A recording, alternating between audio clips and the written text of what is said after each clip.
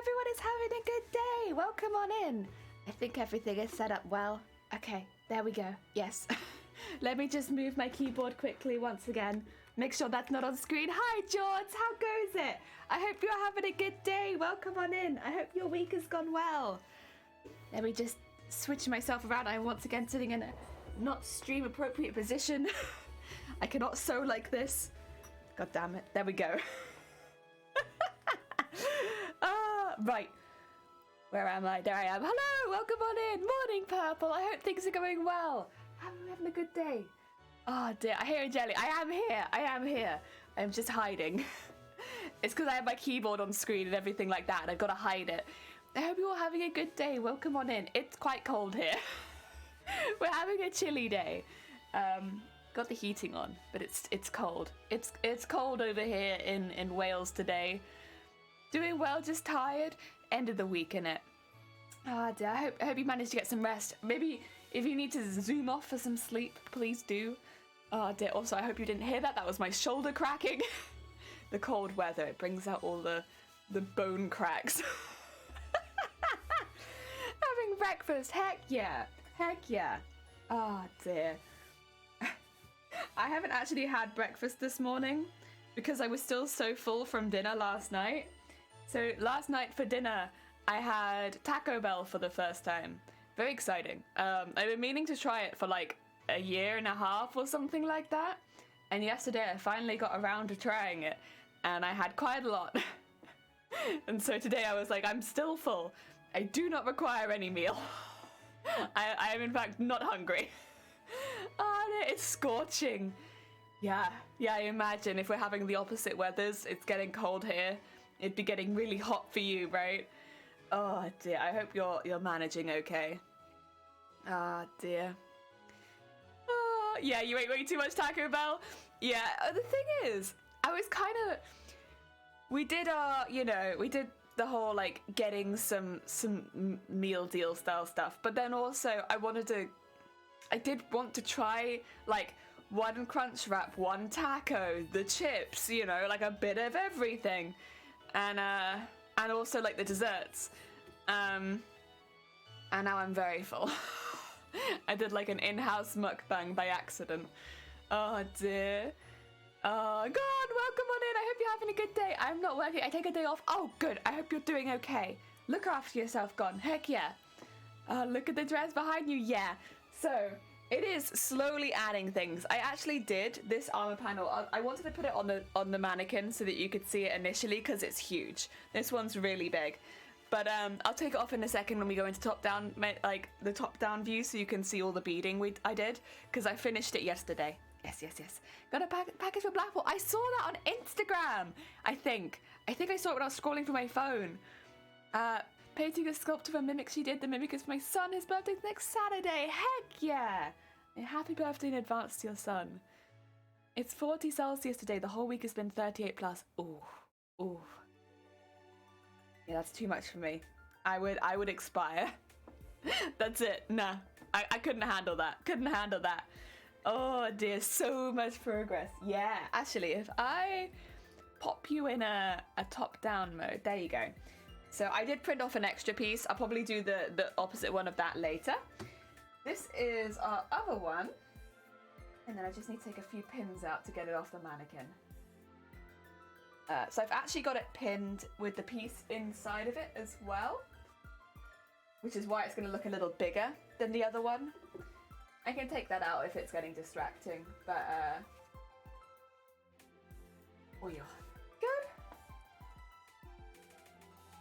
So yeah, it's got another piece like inside of it right now, which is why it's so large, because it's meant to look like waves. But yeah, that's all the beading on it. It's quite intense. Like, look at that. Look at that heckin' beading. It does make the sections all pop a bit better though. So yeah, it's also quite heavy, to be honest. I don't know if you can see, but like when I'm like letting go, it's like, ooh, because it's hefty. But yeah, there's our little waves. I wanted to try and incorporate a lot of waves into the designs we did, even though they're a bit subtle because it is kind of like an ocean theme. So I was like, I want to incorporate waves. But yeah, Jason, 32. Oh, still hot. I hope you're doing okay, Jason. Don't want jellyfish to melt. No, that'd be no good. No melting jellyfish. It's -13 here. Wind chill makes it feel -20. Yeah, that doesn't surprise me. I think we're not in the negatives today. We've been at like 2 degrees a lot recently. So like right hovering like 1, 2, like low, but like not going into the negatives. I don't know what we are right now though. I can't read it from this far away. I think it's probably a bit higher than that because it's a bit later in the day. But a lot of the time that's around the temperature it is. Like 1, 2.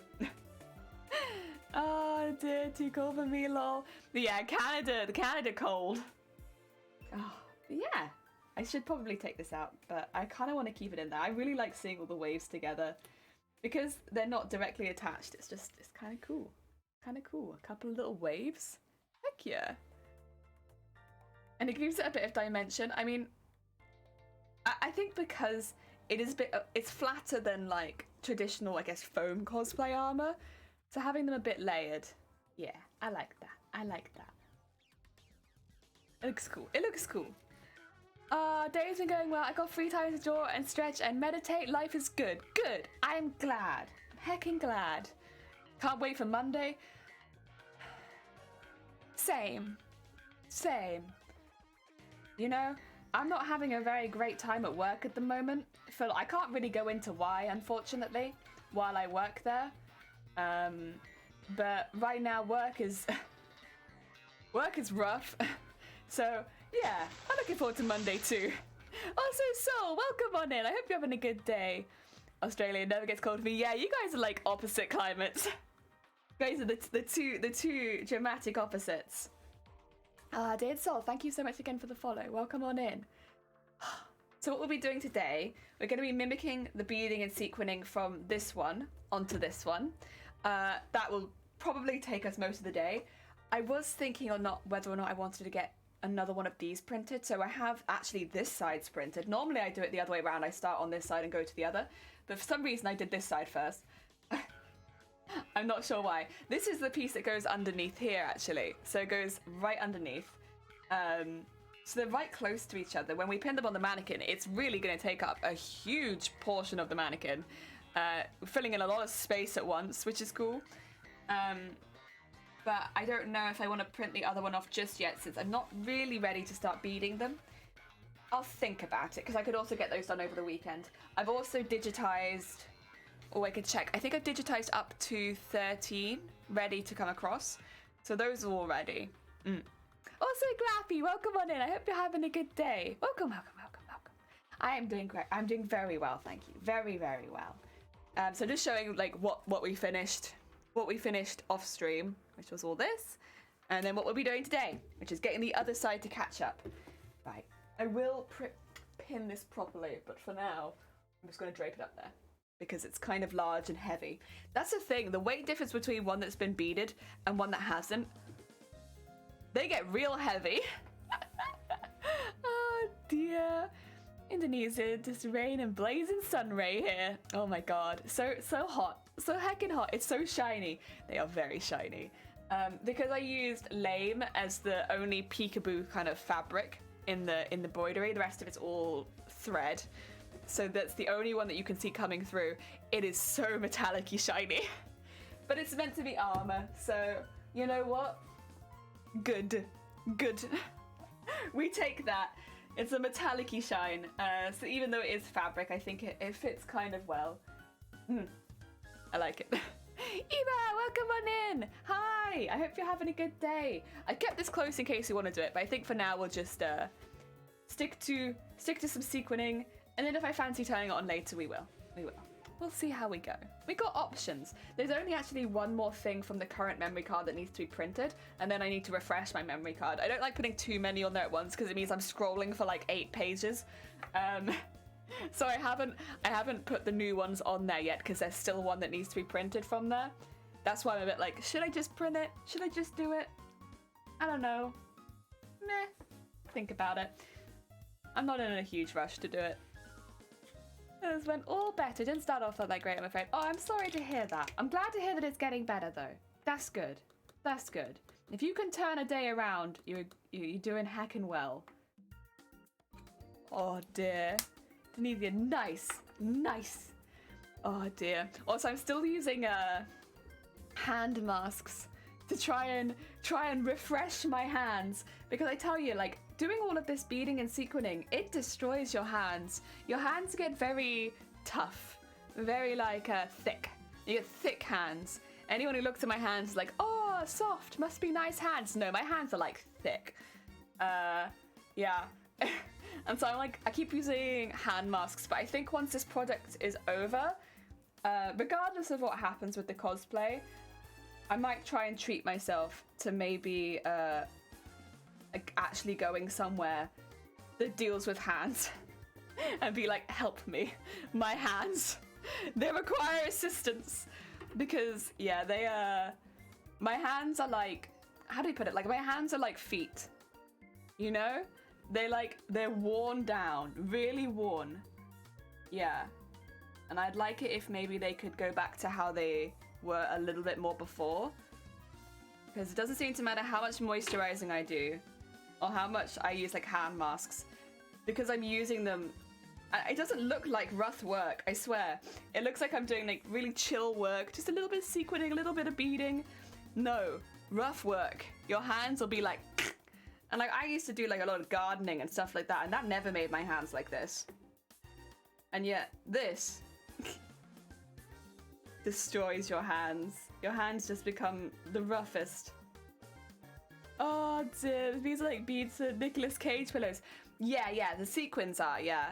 The sequins, if these ones particularly are not, because they're like one-sided sequins, and like, you know, I'm only using them in gold, so they wouldn't flip over or anything like that, but they're basically the same shape that you would use for those kind of pillows. Yes. They're the flat sequins. Like, because I say my hands are thick, it's buff now. Do your hands sticky, guys, better than you. God, my hands, well, I don't think it's necessarily recommended though. I snap all of my tools and my hands are just thick. Also, I'm pretty sure, I'll let you know, but there's a couple things at work where you use a fingerprint scanner. And this is my one, which I use my fingerprint for. And I think I've lost half my fingerprint. It's been getting harder and harder to get it to read. And like, I look at it now, I can see it down here, like at the bottom, I can see it. At the top, it's not there. I swear it's just gone. It's just disappeared. And I don't know what to do. At some point, I'm gonna go into work and I'm no longer gonna be able to access some things, because I'm not gonna be able to use my fingerprint scanner. Like my locker and stuff. I'm just gonna have to go in and be like, yeah, sorry, fingerprint, yep. Oh dear. 11-year-old daughter was, oh, I might not read that aloud. I don't know if you want me to. The morning.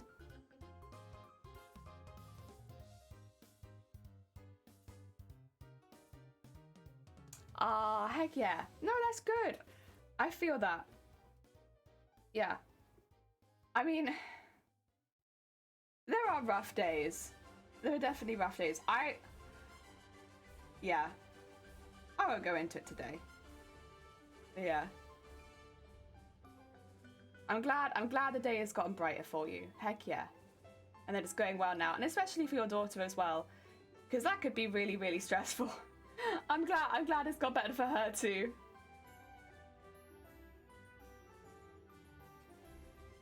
Yeah. Yeah.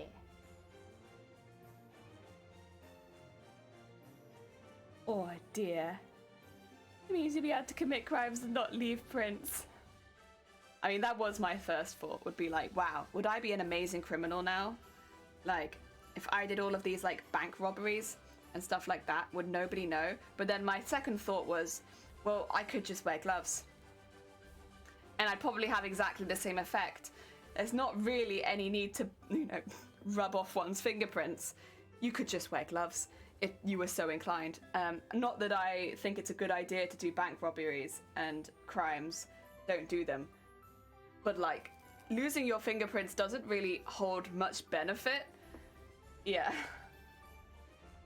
Other than, you know, at some workplaces, and I think schools now too, right?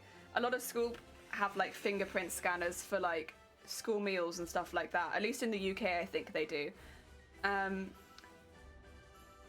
Yeah, if you don't have a fingerprint, good bloody luck. You have to do something different to everyone else. Yeah, I'm gonna have to go back in and be like, I'm sorry everyone, I've worn my fingerprint off again. So for the meantime, can I help? Assistance. Can somebody just come in and help me get into my locker and stuff? Oh dear.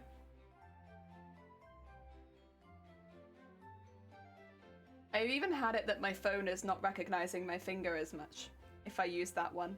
Which, I'm right-handed, so that is my primary, like, doot finger, you know? I will say it does kind of feel like a rock, but like... And my phone is old. But also, phone...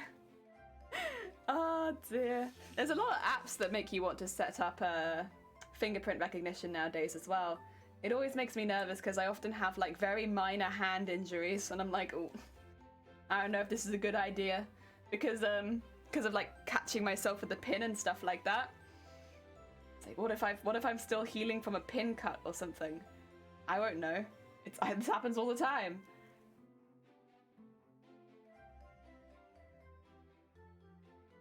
Oh yeah.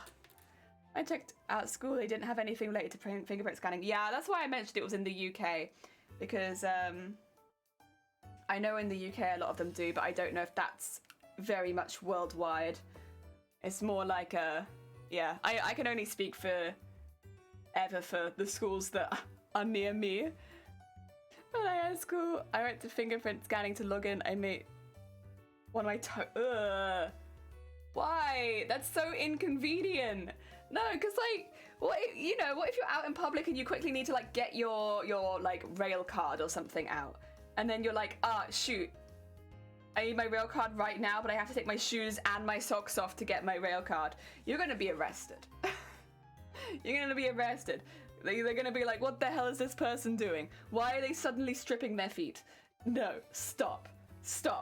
Absolutely not. Nah, you probably won't be arrested, but it's gonna be very inconvenient. Oh dear.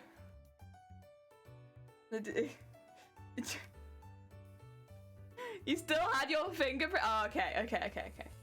I was gonna say, otherwise, like, Jason, what are you doing? You've given yourself a massive inconvenience. Like, why? You're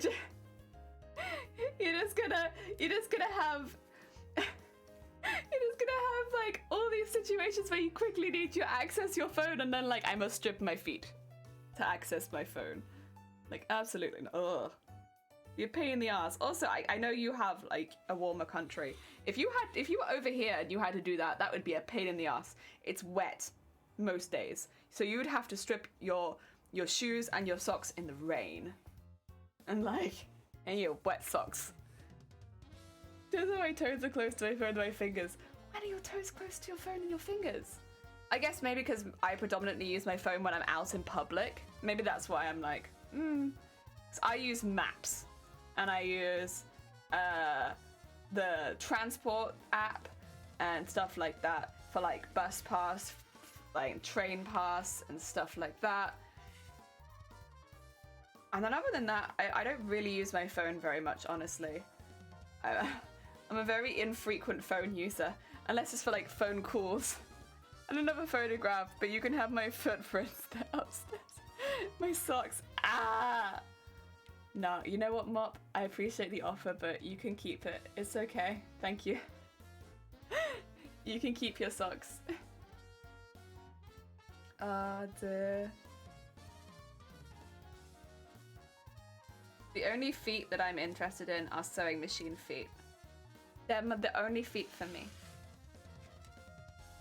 I would like to collect them all.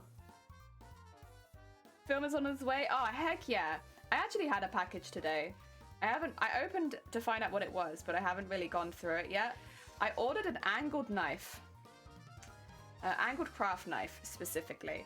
Because I have my box cutter, which I use for cutting foam normally, because it's fine, it's easy to replace the blades for and stuff like that. And I'm like, easy peasy, good. But I wanted an angled blade because I always really struggle to get consistent angles when I'm cutting foam. Where did I put it? There it is. I could get it out. I don't know. Boop. 45 and 90-degree angles. Yeah, not like that. Bah. Yeah, it's a weird looking thing, to be honest. But I've been thinking about getting one for a while because it'll help me create like really cool edges on foam when I'm cutting it without me having to worry about like mucking it up with like human error. So yeah, I'm pretty excited about it. I think it's gonna be pretty cool. It's got like a little side that you lean on as you cut so that the angle doesn't change. And I think that's gonna be really cool. I mean, I don't really have to do a lot of EVA foam cutting for this cosplay, but there is a little bit on the tail. But moving forward as well, it would just give me a lot more options. So I think that was a good one. I think it's a good investment, and it's not a huge piece of kit. Yeah. So I don't often buy new stuff like that, to be honest, because I don't really use foam very often, so it's like not really very worth it for me. Most of my buys come from sewing stuff. However, since I'm not very good at foam, I thought that would be a good one. Oh, did I leave some stitching in? I did. Oh, I need to fix that. Can't have that there. It's my feet. No feet! Only sewing machine feet. Okay, let me quickly grab my unpicker because... Oh, actually, I could probably just use my scissors. Yeah, when I did this, I had some preliminary stitches. However, they're not meant to actually stay in. They were just there for a guide. I don't want them to stay in the fabric. That won't look very good. Although they're a very similar color to the fabric, and I didn't notice them up until this point. Over time, I would be annoyed by them if they stayed, so...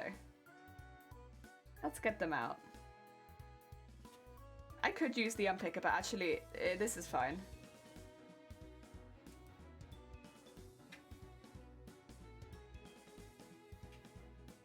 Go. And out there. And then just trim it. And trim that out. There you go. Very nice. That's better.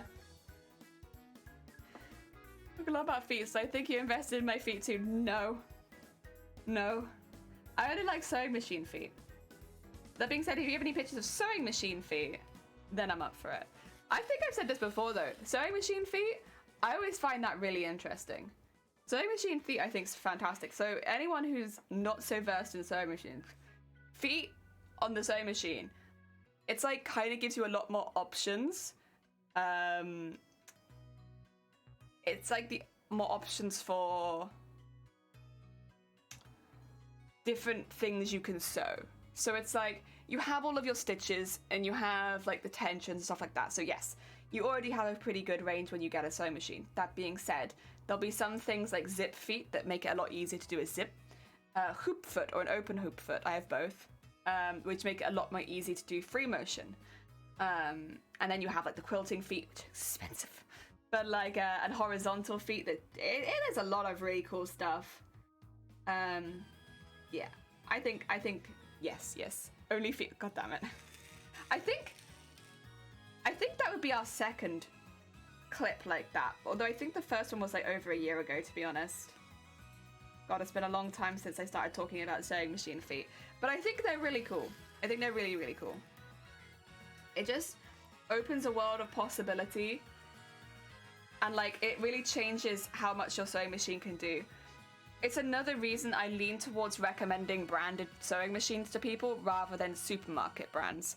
Because for supermarket brands, it can be more difficult to find universal sewing machine feet that are more specialized, whereas branded machines will often just create those feet.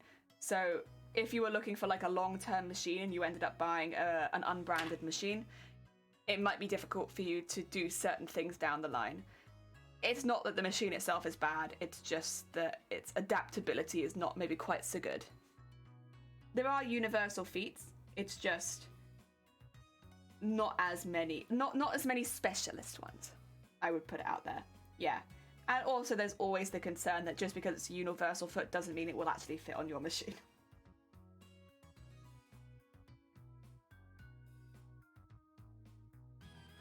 Oh.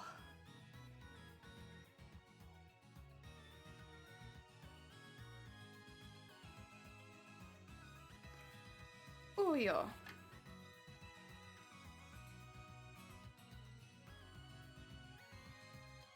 So how do you... Oh no. Oh no. Well shoot, now what do I say?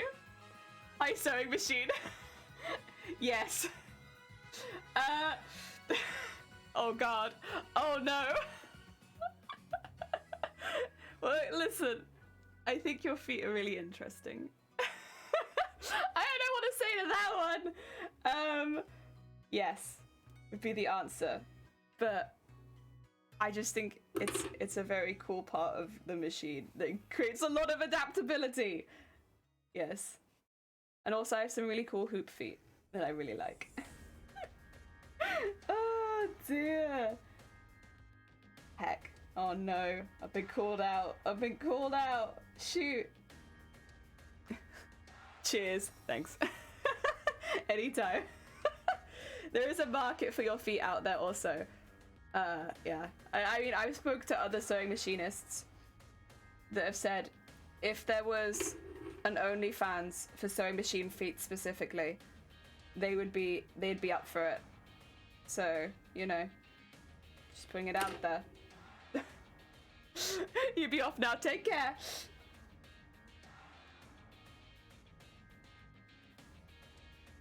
It would literally just be like metal, pieces of metal though. Nicely posed pieces of metal. Oopsies, what's up? Are you okay, Gon? Everything fine? Are you safe? If you are not safe, please leave stream and look after yourself. Yes.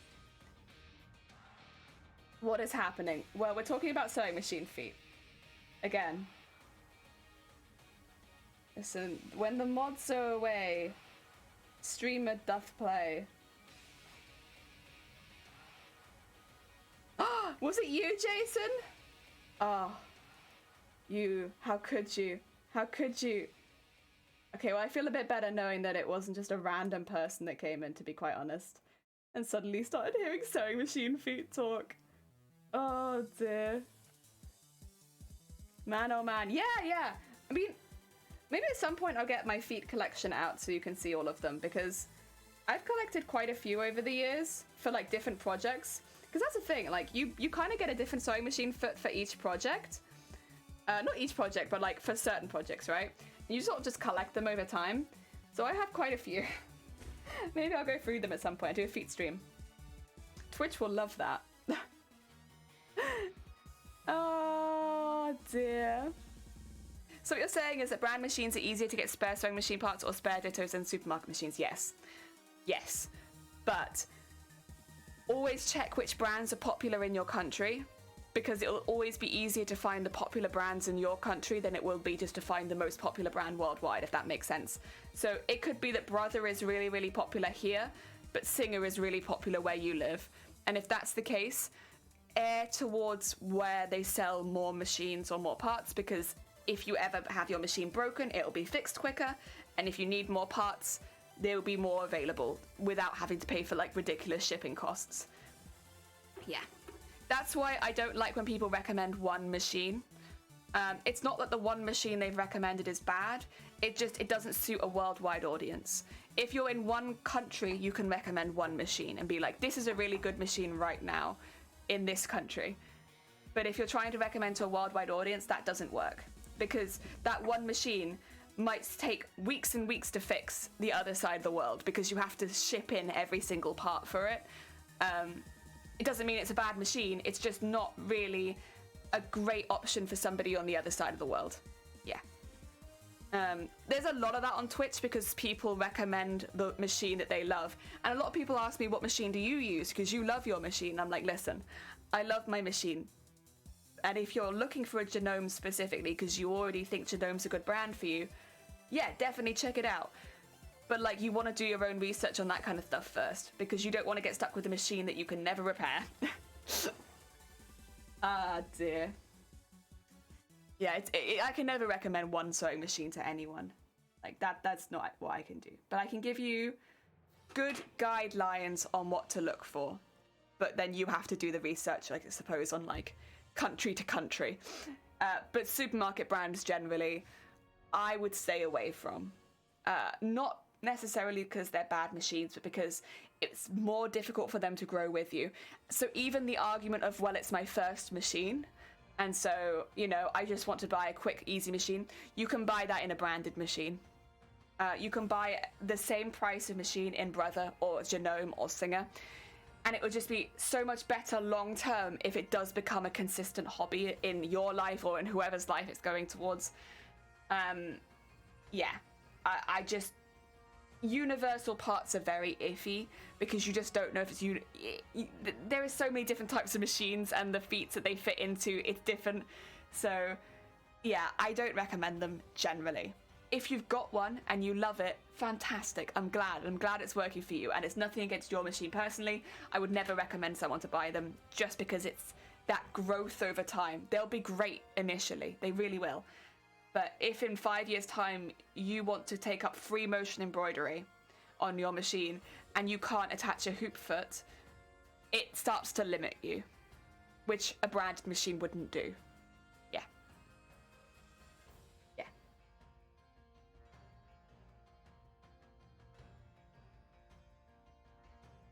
Sorry, that was a very thorough explanation that you probably didn't ask for. At some point, I'll just make a video going through, like, my whole explanation of how you should, like a good way of buying a first sewing machine. Like, what to look for. And, like, the same with embroidery machines. And that way I can just link people to the video so I don't just talk everyone's ear off about sewing machines whenever it comes up. Because I always feel a bit guilty afterwards because I'm like, shoot, that was too much explanation. Foot collection. There's like a traditional sewing machine that I have in a rocking paddle. Oh, heck yeah. And people still use it here too, yeah. And the thing is, with old machines, there is nothing wrong with them. You have a machine that's been passed down in your family and you're going to start using it, fair enough, especially if it works. Would I buy a machine like that? I'd have to check to see how possible it is to repair it, and weigh that up against the price of the machine if I was purchasing it. If it was being given to me, I'd absolutely take it. Like, you know, hands down, easy, because they're very powerful machines. Those old machines, they had no power limiters on them, so they just went through everything. They don't have as many stitch options normally, but they're strong. They're strong beans. And like, yeah, no, absolutely. They're good machines and they're strong. The thing with old machines is repair costs are normally much higher. Not always, but normally. So if you're, say, buying the machine, you want to weigh up if it needs to be repaired in the next few years, how much that's going to cost. Because normally you would service your machine every 3 years, right? So in the next 3 years, assume it's going to be serviced and look at how much that could cost you. And if it's going to cost you an arm and a leg, consider purchasing something else, maybe. Unless it's a machine that means a lot to you and it's very sentimental, and then that's obviously everything out the window. But, you know, that would be... It's always something to think about. I know we have a lot of people here that do have older machines and they absolutely love them, and they're very strong and they've been going for years. And that's amazing. But for anyone purchasing an old machine for the first time, it's always a good thing to look at. Because if you are going to have to do some major repairs in the first 3 years, it could very easily start costing the same amount as an up-to-date machine. At that point, is it really worth it?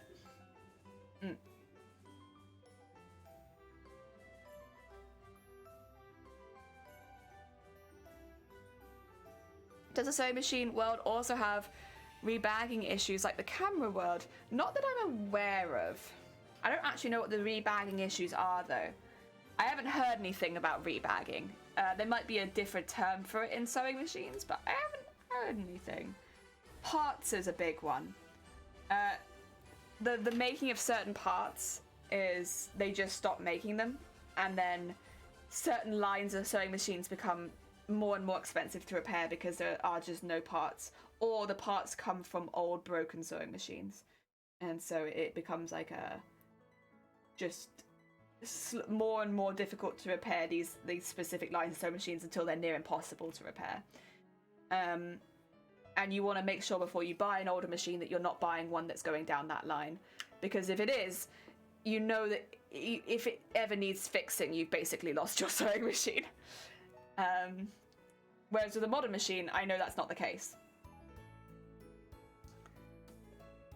Oh, the machine you talked about in the Discord? Oh, give me 2 seconds, gone. I'd love to see it. Heck yeah, heck yeah.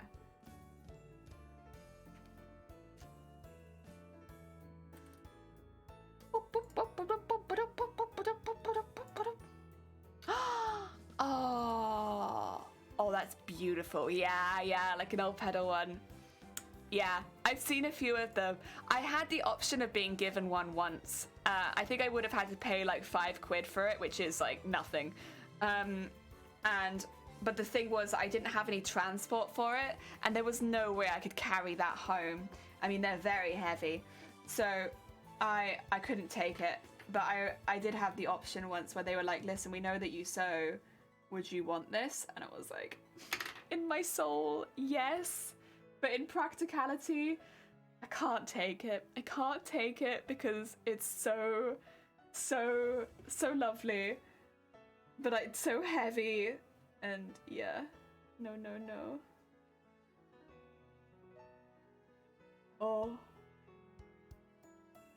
Yeah, that's fine. Oh dear. Rebag is like rebranding when one machine might have different brands, but it's completely identical and almost everywhere. Yeah. So I know some brands create different lines. Like for instance, you know, they might have like a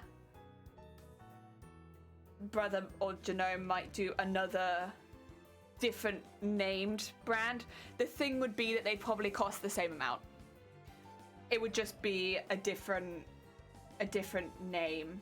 It's worth finding that kind of thing out though, because normally it means the parts are interchangeable. I think department stores used to do that, like have branded, like sewing machine brands make their own brand sewing machines. I don't know if they still do, but I think they used to. And you could interchange the parts on them, but you'd have to know that they were made by that specific brand, because there was nothing on it that would say that they were made by that brand, but they were, you know? I mean, the positive would be that you'd have a high quality sewing machine. The negative would be you might not know that. You pay the same price for it and everything. It's just, you won't know that you can necessarily put these parts on it. Yeah. It's like 140 this country, very interesting. I will say those machines do definitely have a price to them normally. £5 is not normally what you'd pay, which is why I was so gutted that I couldn't take it. They normally have a fair price tag on them, especially if they're in a good condition. But a lot of the time they are seen more as like, not antiques, but like a really nice collector's item that you might use. I would use it because I know it's strong. But like, a lot of people would probably just keep it. My aunt has one of those. Heck yeah. I know a few people that own something similar. I know one person that owns one and keeps it as a sideboard. Fair. I mean. And they are very beautiful.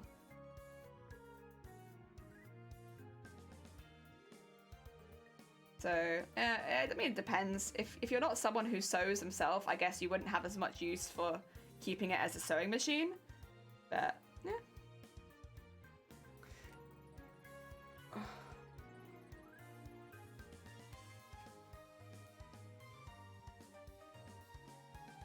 Oh, yeah. A knot. There we go. Slowly getting through all the sequins.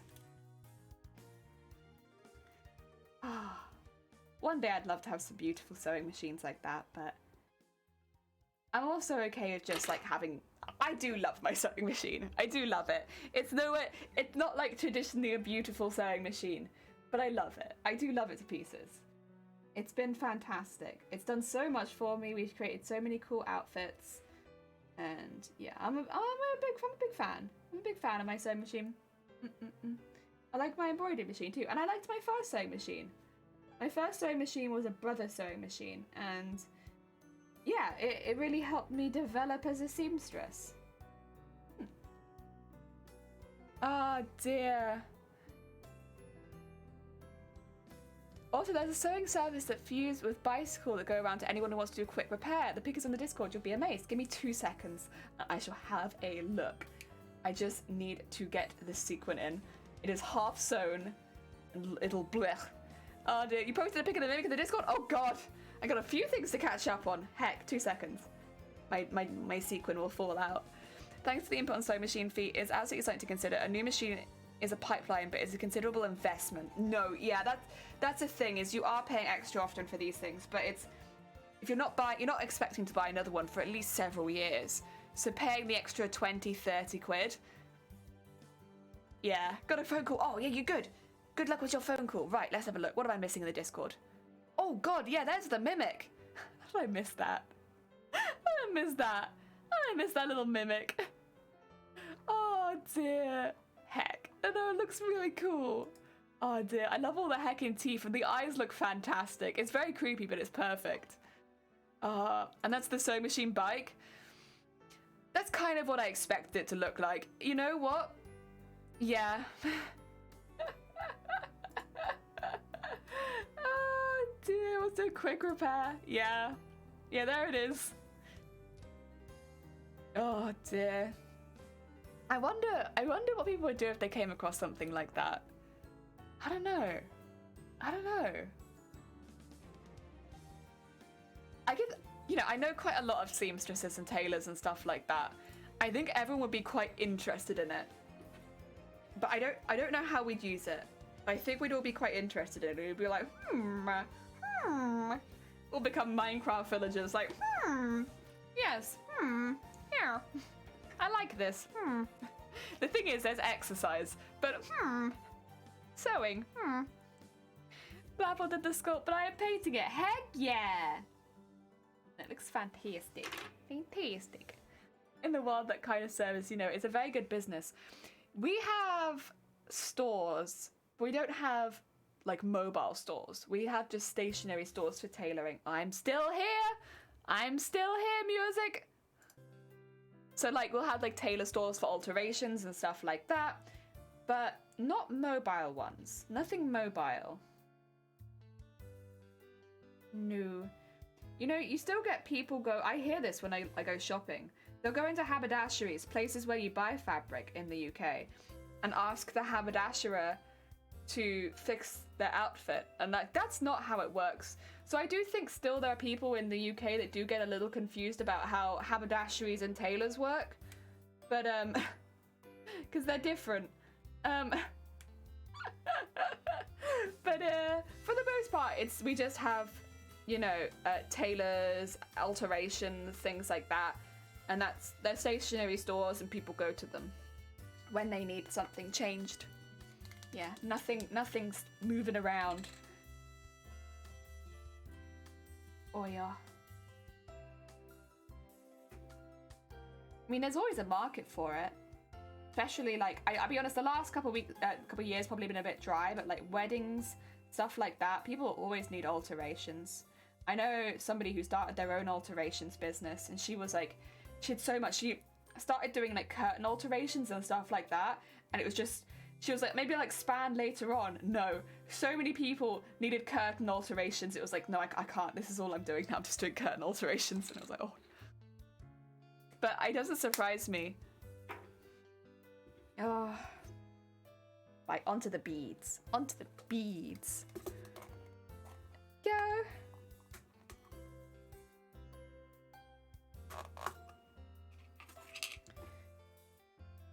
Personally, I don't think I could work as someone doing alterations. All day, every day, it would... Oh. Hard. Very hard work, that is. I think... Because most of the people that want alterations are very, very demanding. And they expect things to be done in a very short time frame. and I think I don't have the right way with words to deal with it. I'd lose all my customers. It's like there's so many, Jelly. There's one for shoes, one for cigarettes, lighter, electronic service, all the things I can count in a place. Yeah, we have cobblers. Cobblers do shoes, but often as well, I don't know if this is like all the cobblers I've been to do other things as well. So like the cobblers will also like cut keys often, and also sometimes they do like one of the cobblers I grew up near also did like trophies. So they fix shoes, cut keys, and do trophies. But yeah, that was the cobblers I grew up near. And then I'm trying to think of other. There are electronic services, but a lot of the time the electronic services come from the person you purchase the electronics from. So it's a bit all over the place with those. Yeah. And honestly, tailors are everywhere. It's just you have to find them. And they're hidden. They're secret tailors. Who knows where they are? Oh, dear. Dim Sims, hack the world. Oh, dear. Nice. Also, hi, Grobit. How goes it? I hope you're having a good day. Welcome on in.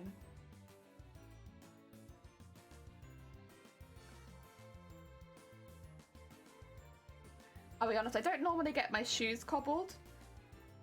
Because the breaks in my shoes, it's like I might as well just get a new pair of shoes most of the time. Because I wear my shoes until they are gone. But we do get keys cut. And that's normally when I go to the cobblers. For new keys and stuff like that, because we rent, and so we often need to get like an extra pair of keys and stuff like that. Yeah. And boxes and plastic traders. So we don't have the plastic traders, but we do have the metal people, and you can sometimes hear them in the background of my streams because they drive around. The metal people, they drive around and they have a megaphone and they go bam, bam, bam, ba-da-da, in their van looking for scrap metal. And you can bring out your scrap metal. So we don't have plastic because plastic is all, we're encouraged to do the recycling for that. But the scrap metal people, on the other hand, like a couple times a week, they come round and they're just like, wow, wow, wow. It's even more if you live in a busier place than I do. You cannot escape them. For the win, not heck the world. Oh, is it not heck the world? I thought it was heck the world. Oh no. Tim says do key cutting passport photos. Oh god, do they do the... Yeah, I often get my passport photos done if I need them for anything, like in a mall or in a shopping center. I'm just there like with the food court with getting my passport photos done. Like here we are. Oh, the world has many plastics and metal stuff. That's fair. That's fair. Yeah, for us it's metals, and they just come and take them. And they just oh, it's weird, but it's good, I suppose. Most of the time though, if I had anything like the stuff that they take, I'd probably just donate it. And you can like call the British Heart Foundation and stuff like that and like arrange a collection and then they come and get it for you. So I'd probably just do that. But that's alright. No poo chat today. Excellent. Castle, welcome in. I hope you're having a good day. Not poo. Not yet. There's still time.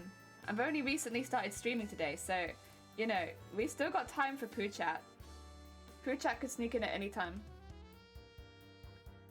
I did want to show you all something actually today. It's not to do with poo. So I received a couple of late Christmas gifts yesterday. Talking about like regional things and stuff, probably from the UK, but not anywhere else. I got a Christmas gift that's very reminiscent of my childhood, which made me so happy, honestly, to see it, because like I haven't seen this in years and years and years. And I thought I'd show stream because I don't think probably you have. I don't know if you have this, but this is oh yeah, travel sweets. I don't know if you can see them. Simpkins travel sweets. They come in like a tin, and they come in a few different flavors, and you put them in your car. Is what we did. We had in the car travel sweets, lethal, yeah. So I got these for Christmas. I got them as a late Christmas present yesterday, and these are, oh, they remind me of my childhood so much. These are 98% sugar, and they are just these like little, yeah, like they're not colored very much. They're covered in sugar, like powdered sugar.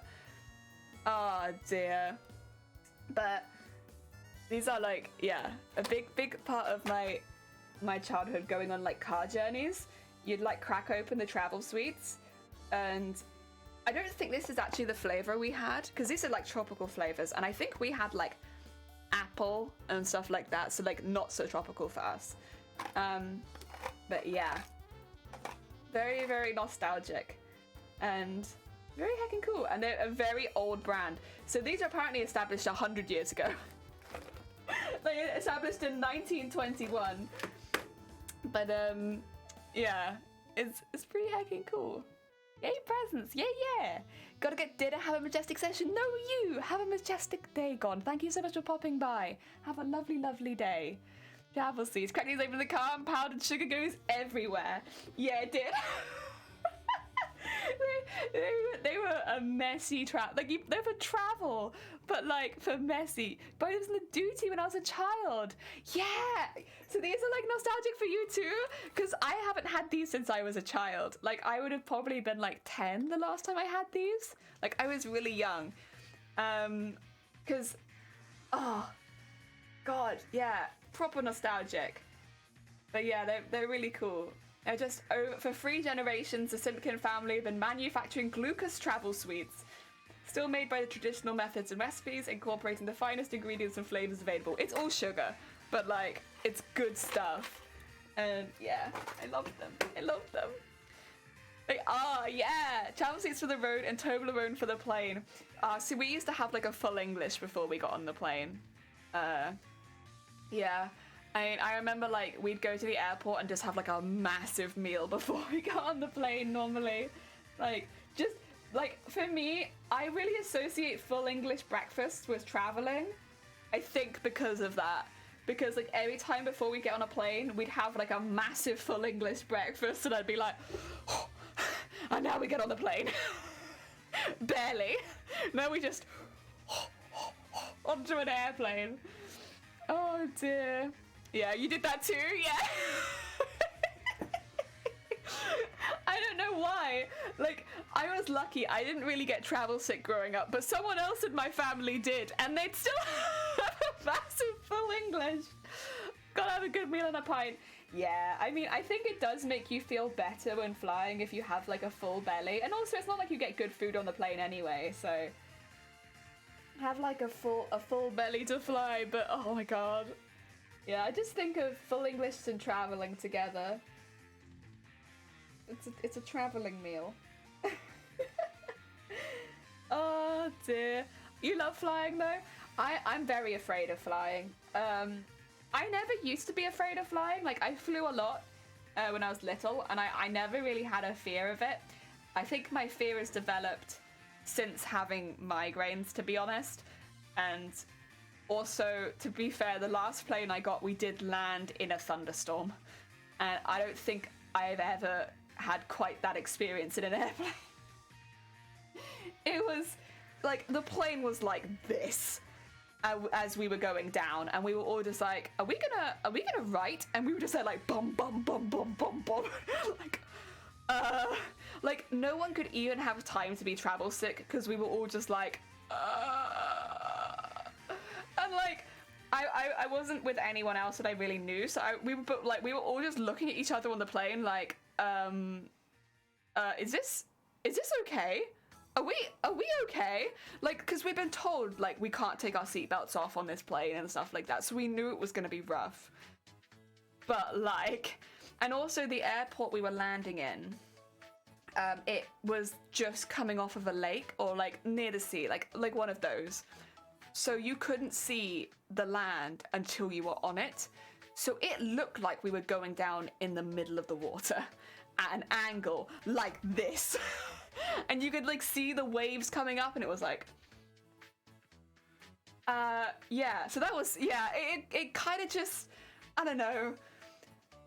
I had to fly back after that, and I did fly back after that because that was on the way there. I got back on the plane and came back, but it's not quite been the same since then. So yeah, I don't know. I think also like the migraines probably has had a bit of an effect because there's so much more to plan now. It's like a mixture of I'm worried about the flight and also I'm lazy. Like the laziness of I don't want to do all of the planning to fly, because flying before was okay, well, you know, I need a little bit of this and a little bit of this, but I'm fine. Flying now is I have to let my doctor know this. I have to get this sorted in advance. Lazy. How's the flavour? The lemon flavoured ones. The brothers were like, yeah, there was like lemon and like citrus flavoured ones, weren't there? Heck yeah. Had some rough land, but I trust the pilot. Yeah, like generally I'm pretty good with that bit. That one was bad, but like generally I'm okay. Dragonfly, welcome on in. I hope you're having a good day. This is why I've never flown. Thank you for reinforcing my phobia. Sorry. Nah, generally, the thing is though, we landed and it was like, and there you go. Everything's fine. And it was like, oh. But like, we were all just there like, is this okay? Like, no one was panicking, but everyone was kind of just like,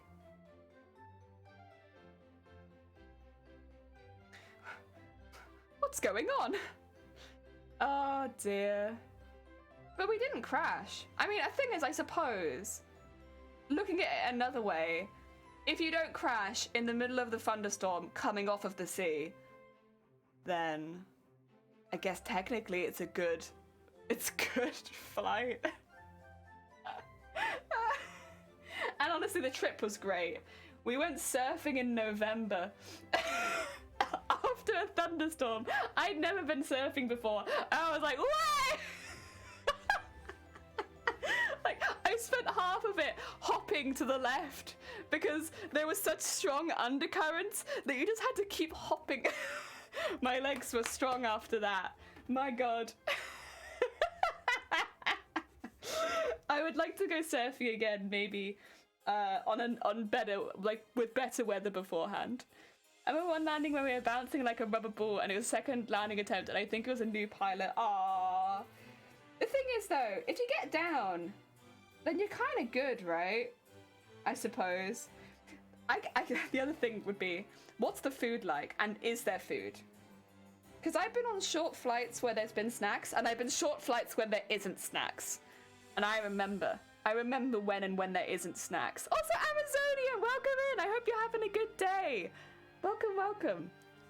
Oh dear, yeah, yum. Oh dear. Oh, it took just a moment for everything to kind of go, okay, we're fine. It wasn't bad, just shocking and unsettling. Yeah, that's what it was. It was unsettling. Everyone was just kind of like, oh dear. I'm genuinely surprised because you'd think as well, I don't think there were any kids on our flight because no one was like yelling and like crying and stuff like that. And I was, when the thunder, like when we started to like actually have turbulence, because like when we were up in the air, there wasn't any turbulence. Thank you for the horn. But like when we were coming down, that's when there was. I was waiting for someone to start, like a kid to start crying somewhere. I don't think there were any kids on our flight. Either that, or they were like tough as nails, because I don't remember like screaming or crying or anything like that. So we got quite lucky. Because that would have been something, I suppose. What are you working on today? Looks sparkly. God. We are making all of our armor pieces out of machine embroidery, and beading. So we have to work on each piece individually. So we've packed all of these pieces so that they fit together on the bodice. And there are 42 pieces for the bodice. So we're slowly but surely building them all up. I can show you the pieces already been beaded. This is what they look like when they're done. Like this. But we have to get it all beaded and sequined and stuff like that. Oh, dear. And then we put all of the armor pieces on together.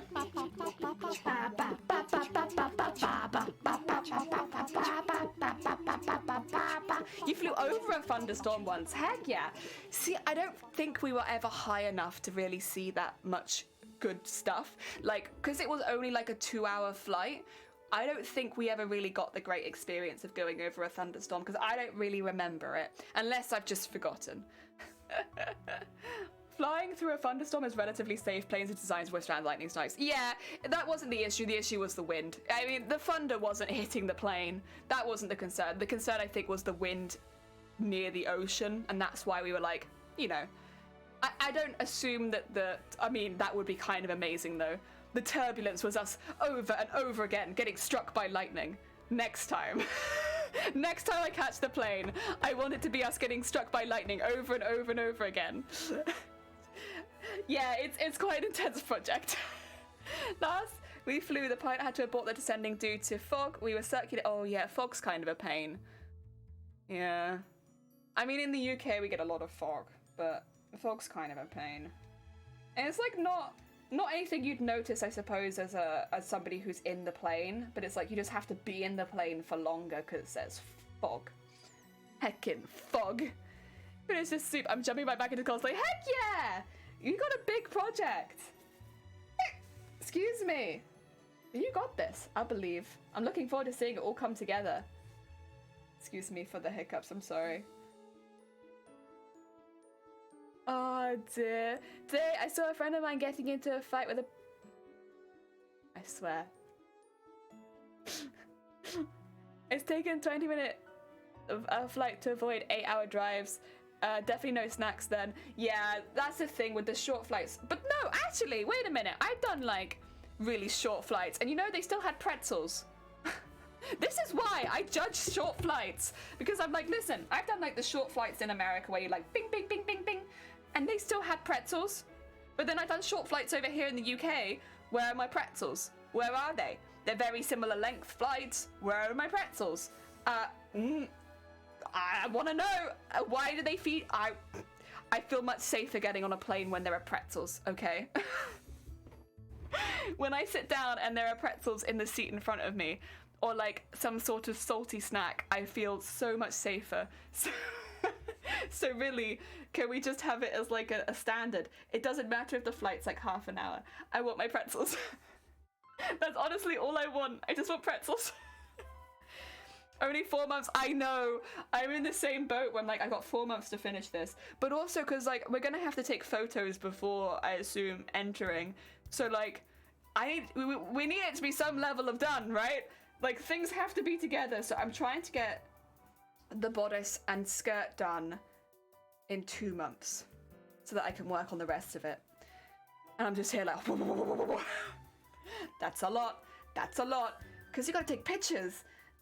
That being said, as only with the background your cosplay has got, because wasn't it like retweeted by Game of Thrones, or am I being stupid? I'm pretty sure your cosplay was already retweeted by Game of Thrones, so if they don't let you in, questions. Oh, tons of people no, it's just turbulence that people are worried about, but it's not the scariest thing. One thing that pilots get worried about is updrafts. Ooh, heck. I am back from loading film into the developing tank. Heck yeah. Shots backstage. I'm hoping to have the short pretty much done this month, as it's the bulk of the detail. Yeah, my Reddit post blew up. Heck yeah. That was so cool. That was so heckin' cool. Oh, also, Amazonia, did you see... I'm sure you probably have, because I only just saw it, so I'm like a little bit behind. In the cosplay competition, because last time this competition happened, it was like, you know, the more standard, because it's the big London one, right, where you just go on stage and you do your 3 poses, they talk about your cosplay, you go backstage next, right? because most of the judging feels like it's done off stage, to be honest. This time, you can do a performance, because it's mixed with Euro cosplay, or something like that. Are you going to do a performance, or are you going to do your poses, do you think? Because I am lost. I was ready to do my 3 poses and get off stage, but now they're like, you can do a performance, and I'm like, this was never on the cards for me. What? No. I don't know if I'm going to be able to see in this costume, let alone perform. A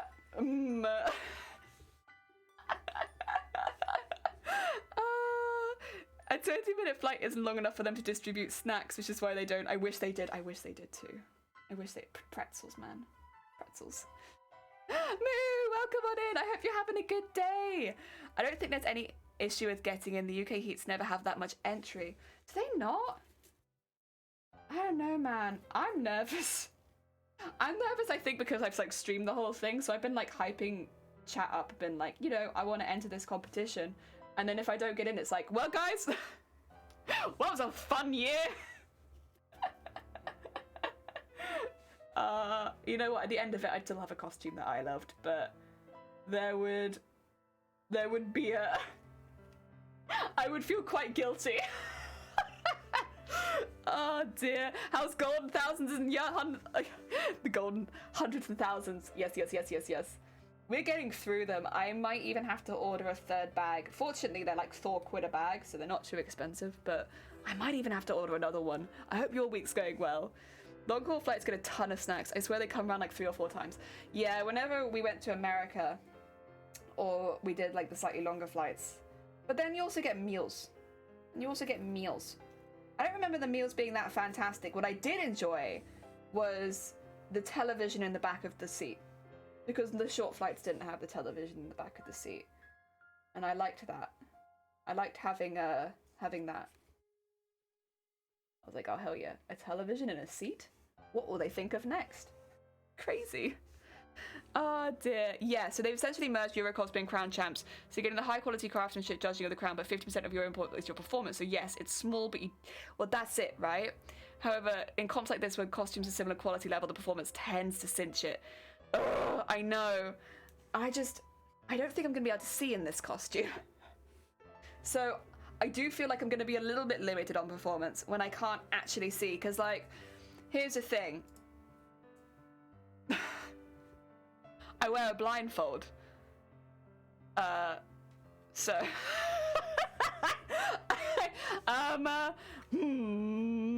What's the competition? I don't actually remember the name. I'm gonna have to get a link for it and a command. It's what I thought was the Crown Championships, but it's different. It's the Euro Crown Championships of cosplay. It's both cosplay competitions that would normally be held merged together, but it's a very big cosplay competition with lots of people from different countries entering. But what I'm entering in May, and Amazonian's entering as well, is the UK finals. So basically, the finals in the UK. The only people from the UK will be entering that one.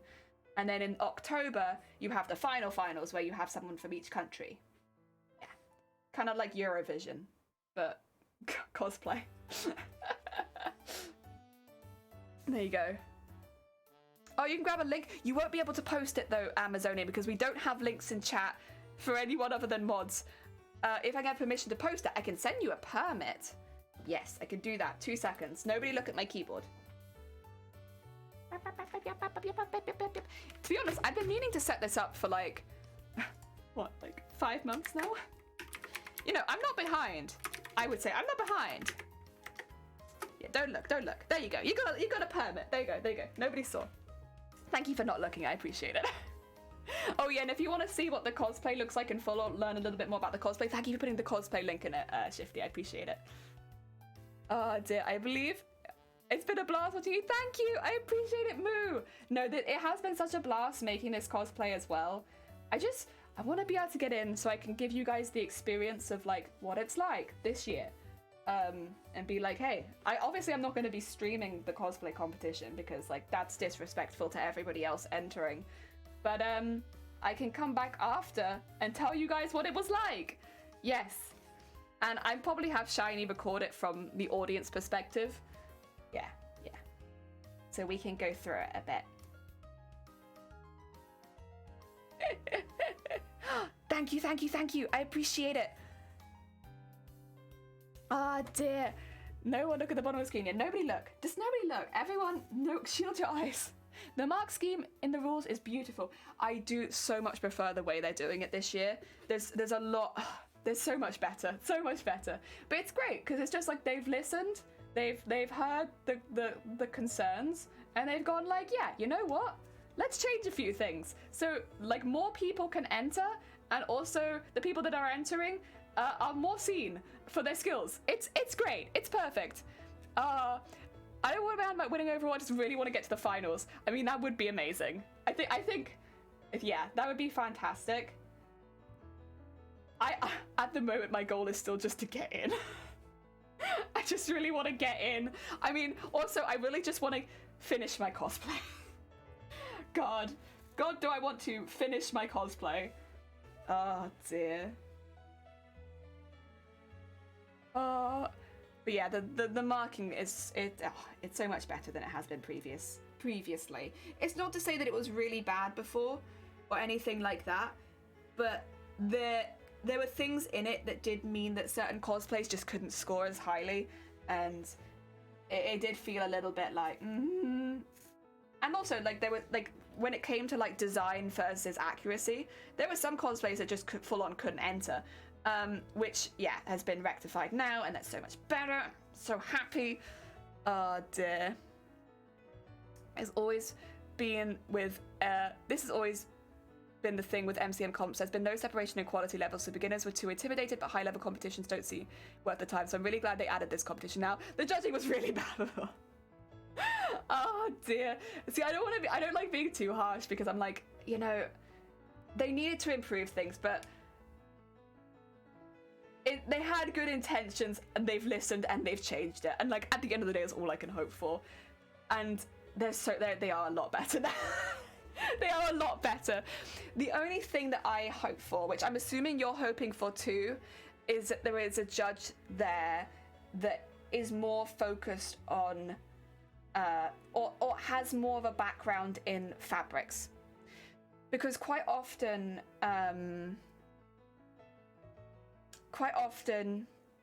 at least from my experience, going in cosplay competitions, you have 3 judges who predominantly do armor builds. Ah, dear. And it's fine. Not to say that they're bad cosplayers or they're bad. They're not bad. They're fantastic. But if you've never sewn and you're trying, or like you very rarely sew, or you do only a little bit of sewing, and you're trying to judge 5 sewing-based cosplays against each other, for instance, say you were trying to judge me against Amazonia, right? You were trying to judge our cosplays against their merit, because ours are both going to be predominantly sewing based, right? And you've never sewn. It's going to be unfair, because you're not going to be judging based on technical things that you can't identify. You need somebody there who knows that. And oh, Amazonia, you don't have to do that. That's very kind of you. Well, thank you very much. Honestly, they need someone to judge, especially one this big. They do. Yeah, it happens a lot. And I will say there are more big armor building cosplayers out there, which is probably part of the reason. But you kind of just need to grab one. Just grab a seamstress tailoring style, one that has more of a focus, or at least a background where they have previously done a lot of tailoring-ish cosplays, where they clearly have a knowledge of it. They could identify a lot of the techniques used without you having to say them, so that when you've got, 5, 6 really, really highly technical sewing cosplays next to each other, you can pick them apart, their elements, and stack them against each other. Because otherwise, the winner is not the best one. When this is a craftsmanship competition, it feels very unfair. Moo! Wee woo! That's very heck and kind. What the heck? That's very sweet of you both. You gotta go have a good stream. I'll be back later. Thank you so much for popping by, Shifty. Have a lovely, lovely rest of your day. Take care. Also, if anyone's not checked out Shifty Bluke's a heckin' sweet bean streamer who mods for us also. And I think probably they have a stream going on later. So, you know, you could always check them out later. There's an odd opinion with certain people in the cosplay community that sewing is easier than armor and prop building. My personal opinion experience is that's only true for very basic sewing, but when you get to top tier, medium sewing is much harder. See, okay, so my feeling about it is that when you get to top tier, they are as hard as each other. Because when you are a master of your craft, you are a master of your craft regardless. But you need a master of the craft to judge that. But I think sewing gets that rep for another reason too. It's cheaper. Like when you look at fabrics and stuff like that, and it is more accessible to people, so you see a lot of people start with their first cosplay being predominantly sewing because it's cheaper and easier to get into. And so there is that kind of like power cut. Heck. Well, thank you very much for the prime. Welcome on in. That's very kind of you. Also, thank you for the hype train, you guys. That's very sweet. Jeez. Well, thank you. That's very heckin' sweet of you all.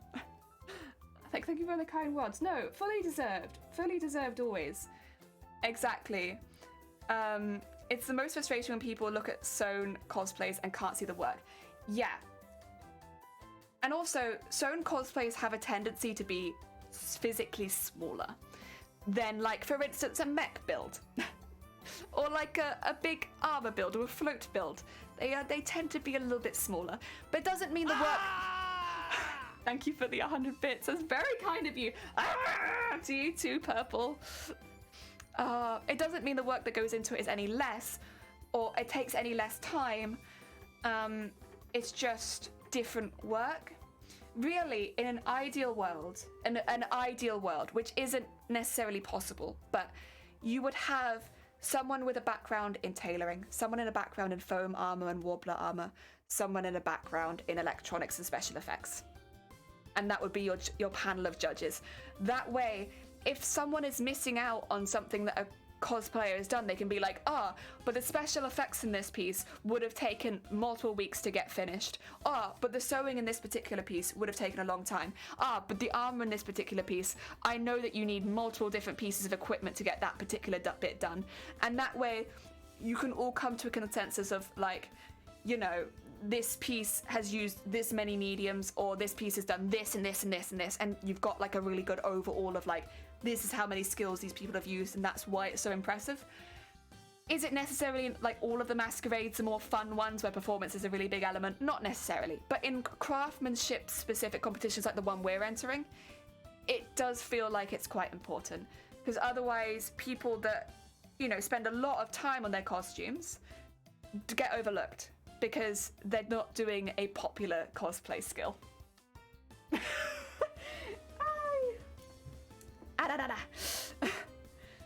They can start on the innate sex and then behind sewing. Oh yeah, that's the other thing. Like,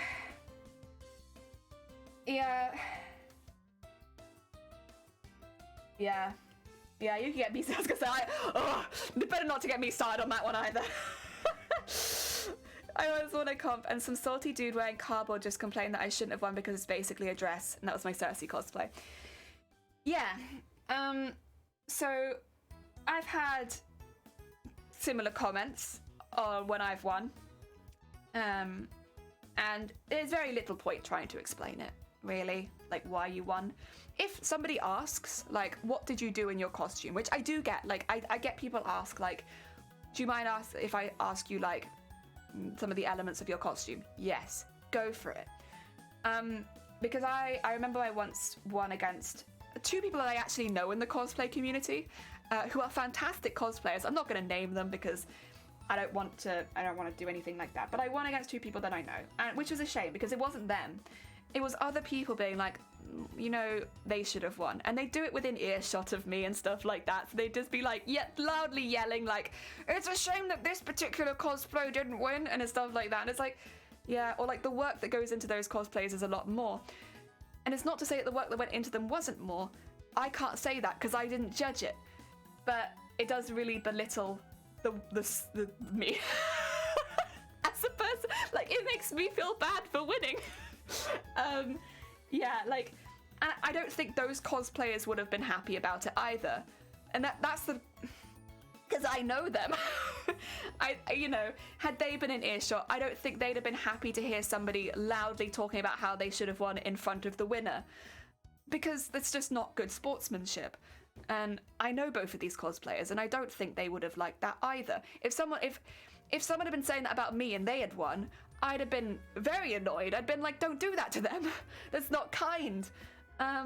You know, I had, after another one, people saying that to me where I didn't win.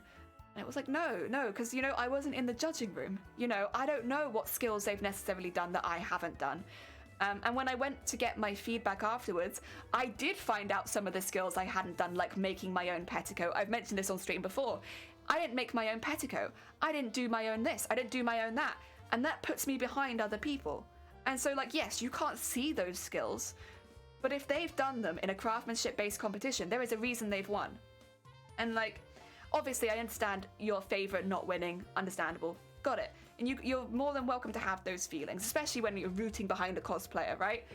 But yelling it out in front of the cosplayer that won, scummy. Scummy. Oh dear. Most people don't do that though. It's a select few. Most people are very chill. Oh dear. Ideally all the judges should have mastered one of the mediums, but will have a specification in one or particular craft. Having a I'd be happy if just them all having, like, knowing all but having a specialist subject. Just, yeah. Because obviously it's also on the job of the cosplayer to tell them what they've done, to highlight parts of the costume. There's also the job of the cosplayer to do that, you know? But as long as there's someone who can back them up on them being, like, impressive, yeah. There's a reason that people judging are not you, random audience man. The random audience people. Yeah, they are, yeah. It's, oh yeah, I'm still here. Also, thank you for the height. Oh my god, is it a cat with a heart? Thank you so much. Thank you, that's very kind of you. Also, I'm still here. Yes, I have not left yet. I'm still here, in fact. Choo choo! Little heart. Yeah, most people are really chill, and I still stand by, like, waiting on stage and, like, waiting to go on stage and going behind the cosplay curtains. I met some so cool people, like, some really lovely people in the cosplay community, whether they be casual cosplayers or people going for competitions like this. I've met some lovely people doing cosplay competitions, so as much as there are negatives and bits where you wish stuff hadn't happened, most of the time you meet some lovely people, and it's a really nice, you just meet people that are passionate about the same thing as you, and it's like a really great opportunity to meet people like that. And I've been very fortunate in that everyone I've met has just been awesome. Really, really nice. And again, there's been some people that I've stayed around and kept in contact with, and that's been really nice. Never been to cosplay competitions where someone won because of skill of their performance and not because of the work that went into the terrible costume. So different from a cosplay made with skill. Oh wait, I have been to a cosplay competition where somebody won because of the skill of their performance, not because of the work that went into their terrible costume. Different cosplay made with skill. So here's the thing. In masquerades, performance is part of the judging. If you get a high performance marking, that is, yeah, judging performances too. So that's the thing. Their performance might have been 10 out of 10, right? And even if their costume wasn't quite as up to par, maybe, as the other contestants, if they all were lacking in performance, that person might still win, because that's how masquerades are run. I've been told before in masquerades that I have lost points because of my performance. My performance was lacking, so even though the costume, there was no complaints. Like, I scored, like, very highly costume, very highly accuracy, really low performance. And it tanks my score. And it's tanked my score multiple times at competitions like that. Yeah, because, you know, performance is a big part of certain competitions. Very much looking forward to seeing the completed costume. Yeah, I think it's going to be really fun. If we're going to the same cosplay competition, maybe we get a photo together. Maybe. Maybe. Oh dear.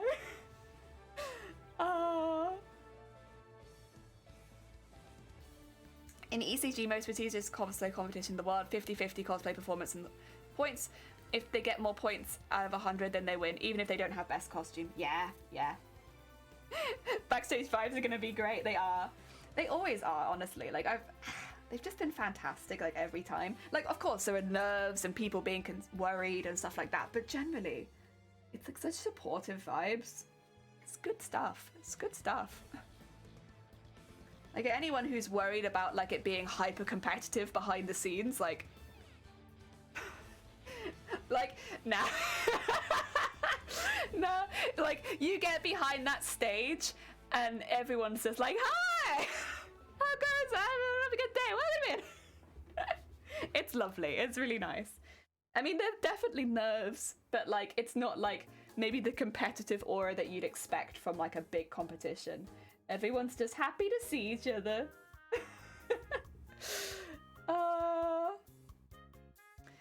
I mean, it's frustrating when there's an extremely excellently well done cosplay they didn't win anything at all. It's why I appreciate they made separately. Yeah, I think it's good that there are separate competitions for people that don't want a performance accurate. Like, they don't want to be rated on performance. That way, people that know that they struggle with performance can enter something different. But if they entered one with performance, like Amazonian said, you know, the same way that I had to get rated on it, they have to get rated on it too. But it's a good experience, and I'm sure they had a good experience too. Even if they didn't win, I'm sure the experience they had was still fun. You know? I hope, at least. I hope. Oh dear. I'm looking forward to completing locally in person again, though I'm never sure what category to put myself in. Ooh, you've got one with categories, is it? Well, if you do multiple mediums, maybe pick the medium you're most confident in as the one that you're going to, like, come forward with. Like, maybe you're most confident in armor, so you'll be like, I have put myself in the armor category. But I also, even though I've put myself in the armor category, I've gone out of my comfort zone. I've done some electronics, or I've done some fabric, or I've done some of this.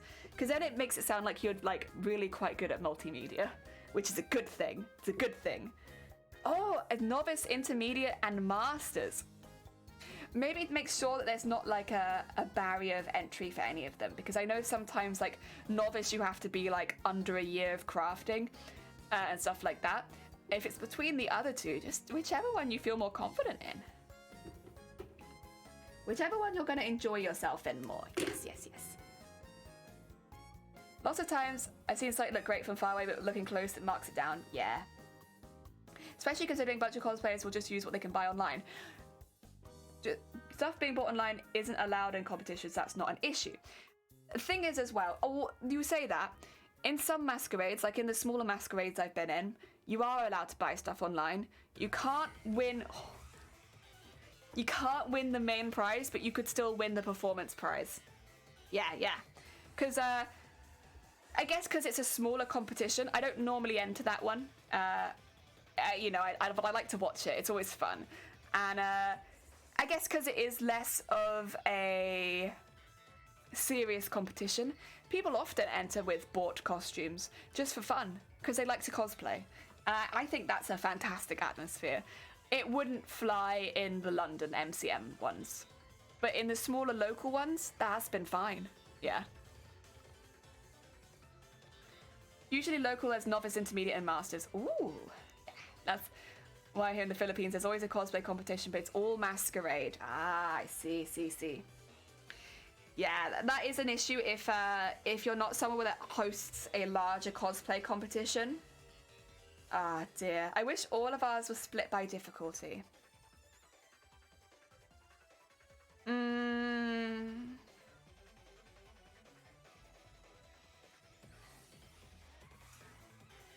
You know? There'll be people that take advantage of that, I think. And probably will end up winning by default a lot of the time.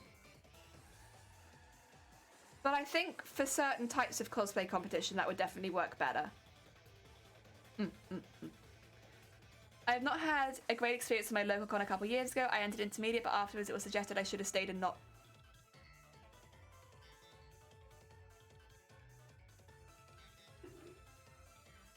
See, now that's not a kind...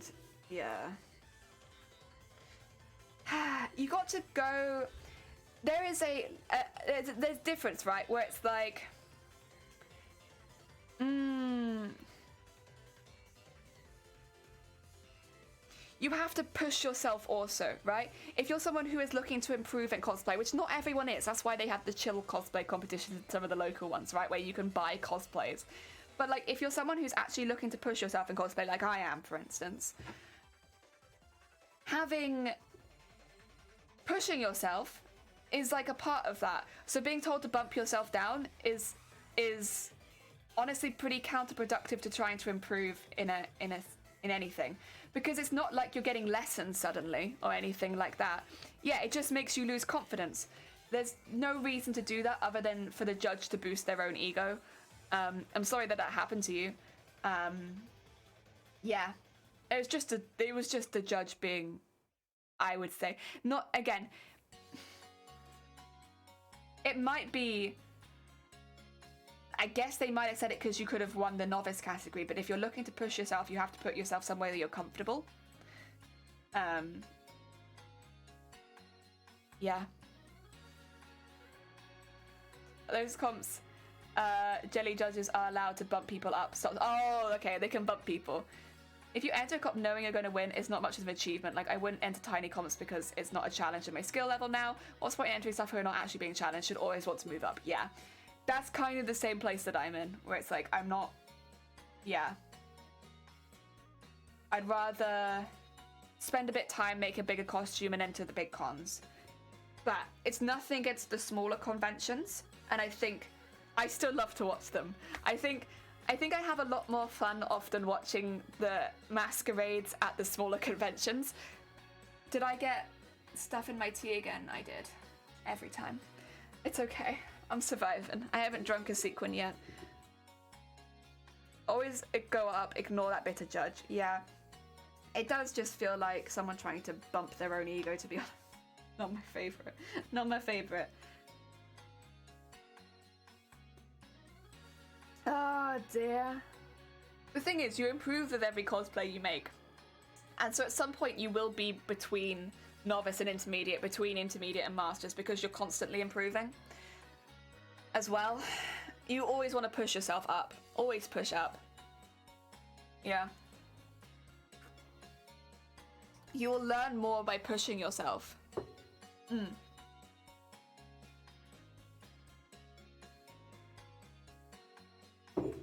It doesn't necessarily mean you'll always win, but you'll learn more.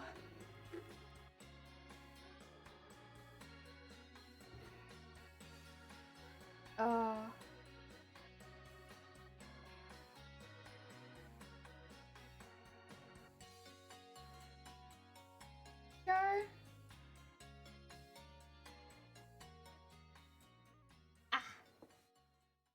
There we are.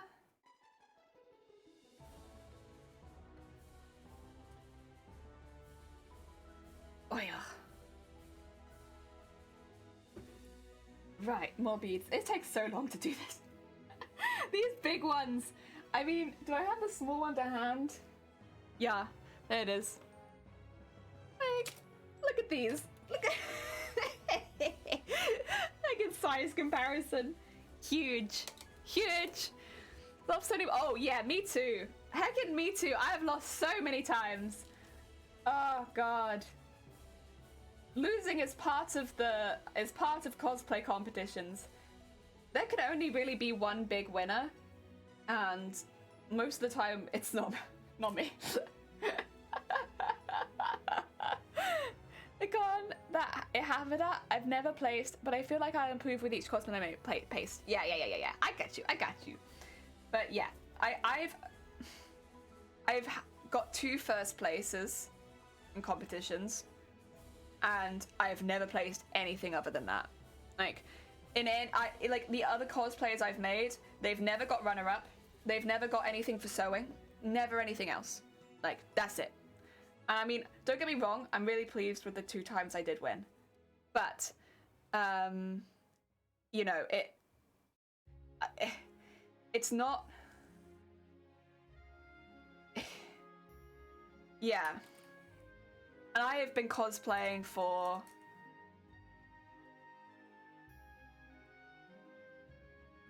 Well, I've been making my own cosplay from scratch for about 7 years.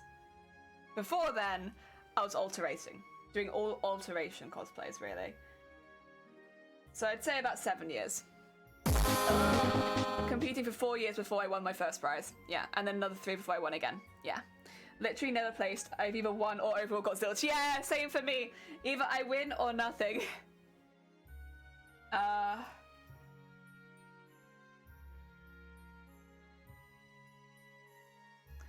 haven't even got a judge's pick from the comp, but I will try again. Yeah, I've never got a judge's pick. The judges looked at me and they were like, nah, not that one. Not that one. That's okay, though. Keep going for it. I'll try different categories. I mean, that's the thing. If you enjoy cosplay competitions, I mean, the thing is, I've been doing competitions since I was tiny. A teeny jelly. Because I used to do classical guitar music competitions. So I'm quite used to being on a stage and losing. But I've always enjoyed that kind of scene. I wouldn't have kept doing it if I didn't enjoy it. I mean, obviously I changed from doing classical guitar to cosplay. A bit of a change, but I mean, it's basically the same. You stand on stage on your own in front of other people and you show off your hard work. I mean, and you're judged against other people doing exactly the same thing. And either you win or you lose. And don't take it to heart if you lose, because you know, I'd say the best thing you can do is if you can get feedback from the judges, it's helpful. It's really helpful most of the time. It sounds like the judges you've had, that might not be the case, unfortunately, which really is a shame, because there's been so much helpful feedback that I've had from judges over the years that it's really like, my cosplay might have been going in this direction and they've like pushed it over here to help me like improve, right? So feedback from judges can be really helpful if that's something they're offering. I've had it in a couple of different ways. So either it's something that I've received on the day from the cosplay competition, or sometimes I get it in email format after the cosplay competition, so it really depends on which one I've entered. But it's always been something that I've had to request. Like, they've not just given it to me. They're not just here like, and your feedback for the cosplay competition. No, it's like, can I have some feedback for the competition? And it is so helpful, so helpful. And it always sucks, and like, I don't want to downplay it. When you've put hundreds of hours into a costume and you lose, it sucks going and asking for feedback on that day. You go and you're just there like, can I have some feedback on my costume that didn't win anything and I've spent hundreds of hours making, please? Can I have some feedback? But it really does help you improve, like genuinely, because you can look at how you were judged against everyone else and why you weren't at that same level today. Because if you weren't at that same level today, you won't be at that same level next time. And a lot of the time it is stuff that I wouldn't have even thought of, like making my own petticoats, making things like that. You know, I've made put my own bra into this costume. Like, I made a bra to go into the costume because I'm gonna have such a low V. But stuff like that is stuff that I can be like, hey, I did an inbuilt bra. Hey, I boned this so that I could use my inbuilt bra. It's stuff that I would never been able to say before because I didn't do it. And yeah. Yeah, absolutely always ask for feedback for judges because it's usually stuff you wouldn't have known about. Yeah, to think about. Oh, and yeah, even if you win. Or if you win, also do it. Because I've won and they've still been like, your performance is lacking. It's always my performance. They're like, listen, cosplay, great, loved it. Performance. It's always my performance. But like, I'll be honest, like, at this point, I kind of know with the performance one. When they say performance, I'm like, I'm aware. It's my performance, isn't it? Oh, sorry. Amazonia, I don't know if you've come across this before. If you say girl or woman, it's misogynistic. Be careful. And you can't call me a lady. Don't think about it. No, I am kind of messing with you, but that's why your comment got held. It got held for misogyny. Twitch is on a bit of a rampage right now about letting people say female genders. So if you say girl, woman, lady, you will get you get your comment held for some reason until I allow girl for the day. My first win, they were like, girl, the heck is that prop? Do better. Yeah, see, it's stuff like that. Oh dear. And you know, yeah, my wins have always been like, your performance is very lacking, and I'm just there like, no, I'm sorry, I'm very aware of it. And they're like, if you're aware of it, change it. Badonkadonk. Yeah, we had Badonkadonk. Was it Badonkadonk wench? And they were like, yeah, that's cool. Someone called me a Badonkadonk wench, and they were like, okay, but if you call me a woman, how bloody dare you? I'm sorry. Badonkadonk wench only. Yeah, Twitch has been a bit, it's doing its best. I think it's having a phase where it's just not quite sure what is misogynistic, I think. But we'll get there.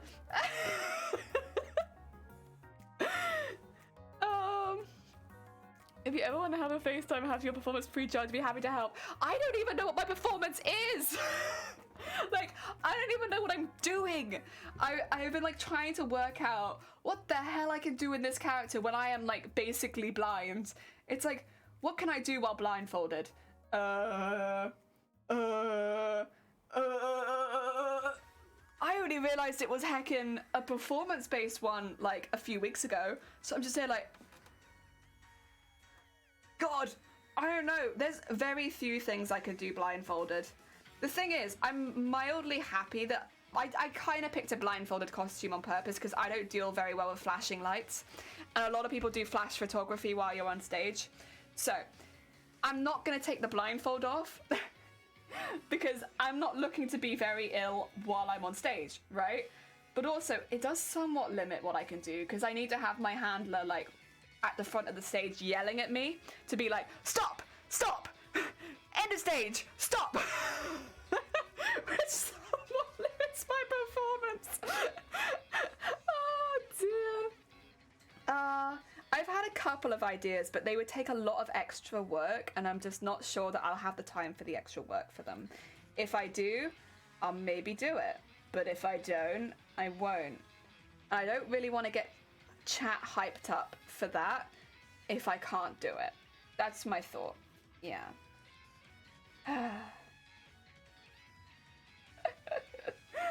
Oh. Deary me.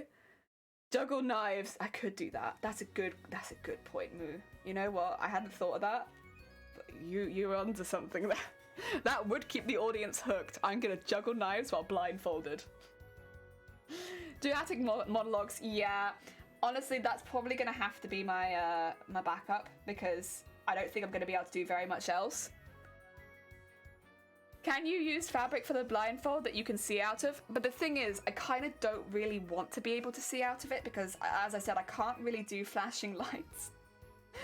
So when you're on stage, although you're not really meant to do flash photography at the people because of people like me, right? You're not meant to do flash photography to the contestants on stage. People do.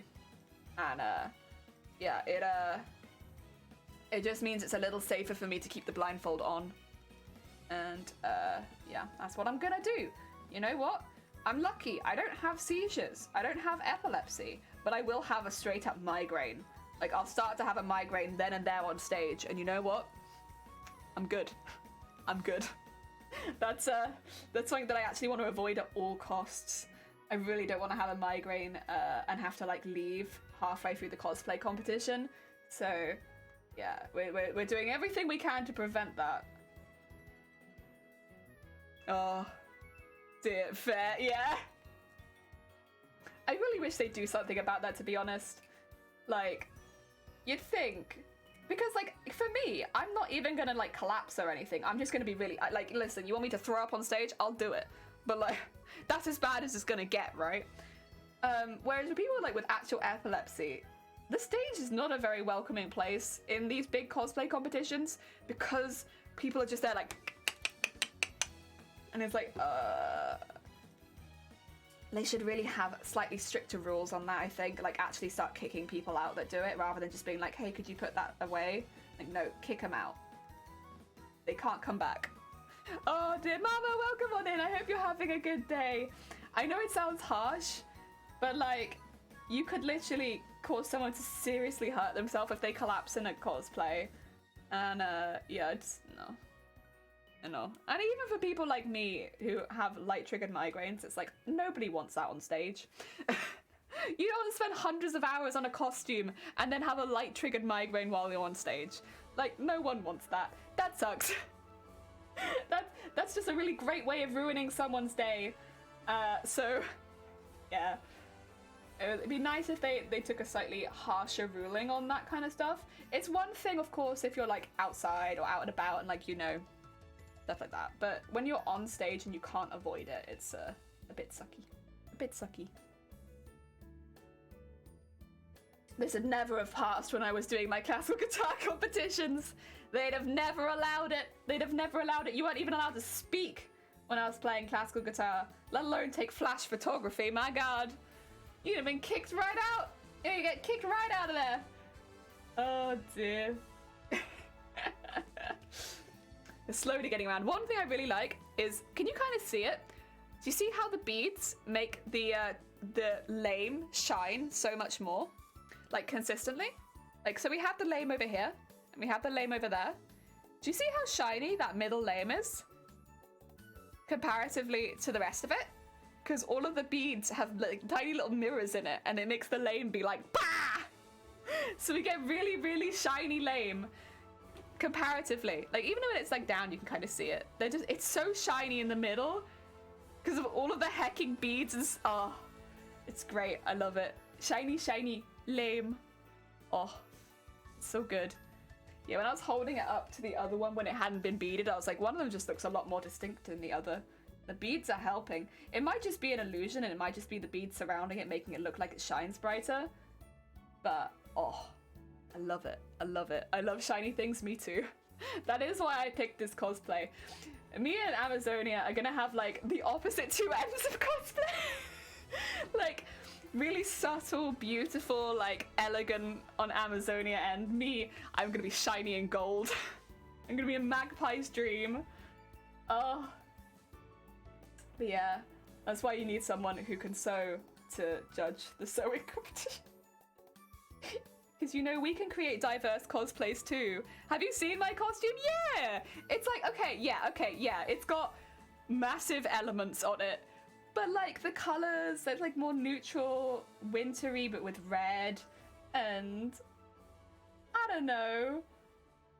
Listen, I'm a disco ball. Oh, yeah, that's true, actually. You've got the beads in it. You've done, like, you've got the expensive beads. Mine are, like, £4 a pack. Don't tell the judges. Although I probably will have to end up telling the judges. My cheap beads. Yeah, it's all grey. Well, it's like but yours is like the elegance, right? Yours is like that elegant look. Like, yes, it's beaded, but it's elegant beaded. Like a wedding dress is elegant beaded, right? Yours is like elegant beaded. Mine is, I'm a disco ball. Hello. It's a lot of beads. It's a lot of beads. I don't know how many beads I've used. I think my beads are done in weight. What you get for buying cheap beads. I can tell you the weight of the beads that is on my costume, but I cannot tell you how many there are. Just the weight of them. If I weigh one bead, I could maybe calculate it, but Sparkle is insane though. It's so I show my boyfriend downstairs the pieces, and he looked at it and he was like, disgusting. Hates it. He absolutely hates it. He thinks it's awful. Every time I go down, I show him a new piece. He's like, listen, this could be really nice if you hadn't made it in gold and then covered it in sequins. Oh wait, that's your costume. Like, yeah. He likes them when they're like this, without the fabric in the middle. He's like, I like this. This is nice. Isn't that nice? Love it. It's great. And then this, disgusting. I don't know why you'd do that.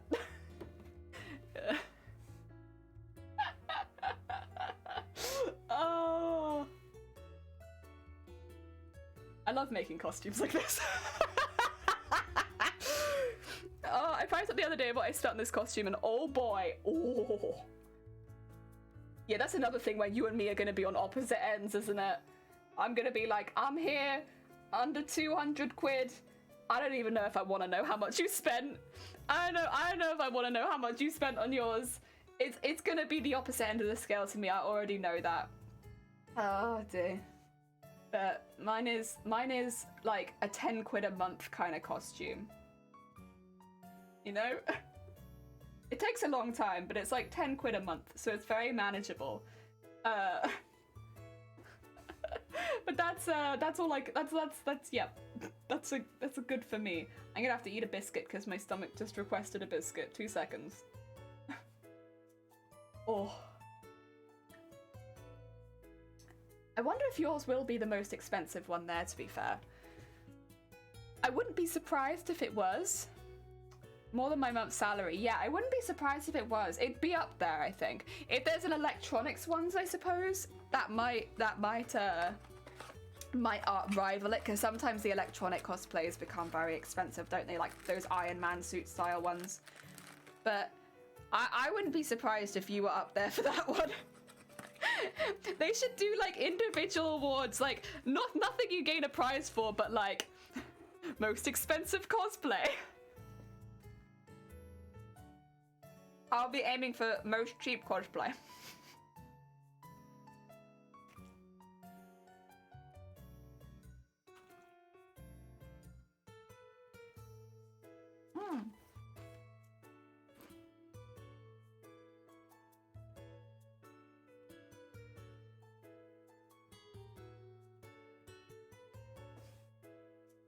Who's the biggest idiot in making this costume?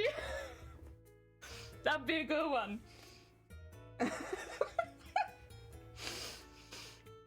I like that if there was like a little trophy for that one.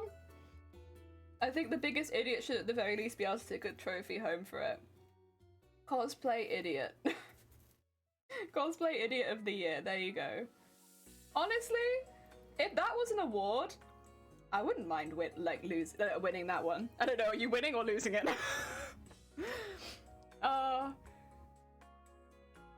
They're like, hello everyone, I didn't win the main award, however, I did win the biggest cosplay idiot. Everyone, yeah, I already knew. Already aware. Lucky thus far, most of my cosplays I've been able to get rid of a fair bit of fabric from the clearance and such, so it's not been too expensive. I also shopped clearance for mine. All of my purple was in clearance. The lame was not, but I needed the lame. But the purple was, and that's a big part of my costume. The curtain fabric I got from X Curtains. Oh heck, comical, welcome on in. I hope you had a good stream. You're gonna go? Good luck. Good luck with the cosplay making. I hope it goes well. Oh dear, comical, how was it? I hope you heckin' had a good stream. I'm getting stuck. 2 seconds and I'll do you a heckin' shout out. Oh my god, oh my god. There we go, there we go. Oh. Oh yeah. Right, there we go. Fired! Hi, how goes it? I hope you're having a good day. Right, where are you? There you are. See thieves? Heck yeah. Heck yeah. Nice stuff. We are doing some beading and embroidery on this stream at the moment. We have one that's already... Here's one I made earlier. Here's one I made earlier. We're just doing the second one right now. So this is what it'll end up looking like once it's all finished and like beaded and stuff like that. So it's one piece of armor that we'll end up putting on the bodice. This is the piece for the other side, so they'll end up going like head to head. But yeah, we need to have it fully beaded and sequined and everything like that. We need all of them fully beaded and sequined before we can put them on the bodice. So we are going through the process at the moment of beading and sequining every single piece for our bodice. Ready to sew them on. Heck yeah. That's what we're doing over here. It's a slow progress, but it's fun and relaxing, honestly. It's a relaxing process. Because it doesn't take a lot of brain power. It's just like, well, more beads, I guess. More beads. Especially when you're doing the second one, because you've already chosen the design for it, so you're just kind of going over it. Good day, Jen, it looks great, thank you! I hope you're having a good day. I hope your stream was good.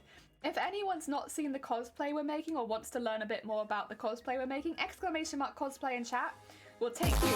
Ah! Horn. We'll take you to the link on the cosplay character page. So we're doing Final Fantasy Tactics Advance Mateus, which is quite a mouthful. But yeah, they have like a whole character page if you want to see the picture of the cosplay, if you want to see a little bit more about them, about who they are in their story. Yeah, you can go to their character page. Why? Why? Whenever we have raiders in, why does this always happen? God damn it, Zay. God damn it. Oh. Our stream was hilarious. A lot of merry fun was had in Sea of Thieves. Heck yeah. Did you do it multiplayer or single player today? Were there multiple pirates or just the one pirate? Ah.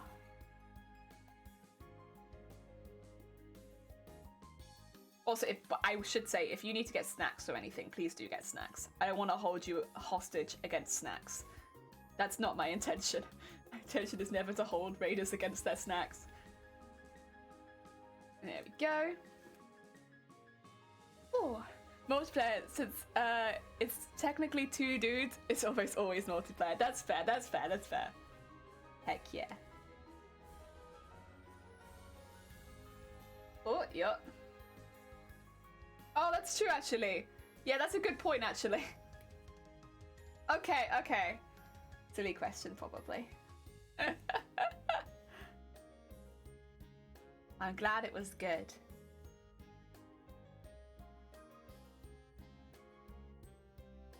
There we go. Our progress is slow, but steady. And you know what? I'm kind of okay with that. I'm wondering if I should maybe start the printing of the next piece, because we have another piece like this we need to do. The opposite one. We won't get them beaded today, we won't have time. I already know this piece takes like 5 hours to bead, so like, we won't have time to do that one, I know. But getting it printed would be useful, because then I could load up the new stuff on it after stream, and we could start going through the other stuff. Twitch streamers that are more than one person in one channel somewhat uncommon, so it's understandable. Nah, you're good. I'm sorry. Ah, dear. It's kind of cool though. I like it. I think because streaming with other people it's very fun. It's very fun. I don't know how well it would work if it was like every single day I streamed with somebody else. But like, I'd be up for doing like a double craft stream with people sometimes. That'd be fun. Like have somebody in the background while I'm doing craft streams, and I'll be in the background of their stream and just chat shit to each other while crafting. That sounds really fun. I'd love that. I don't think I could do it every week because, or like, sorry, every stream, because, you know, sometimes you just have to get down and productive, but I think for every now and again it'd be really fun.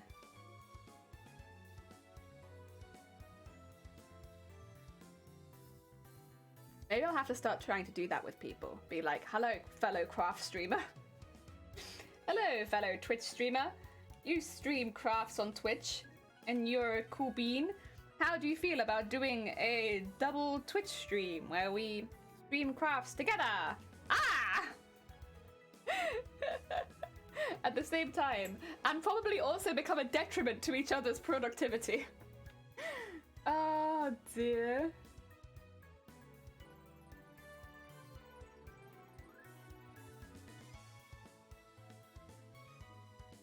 There we go.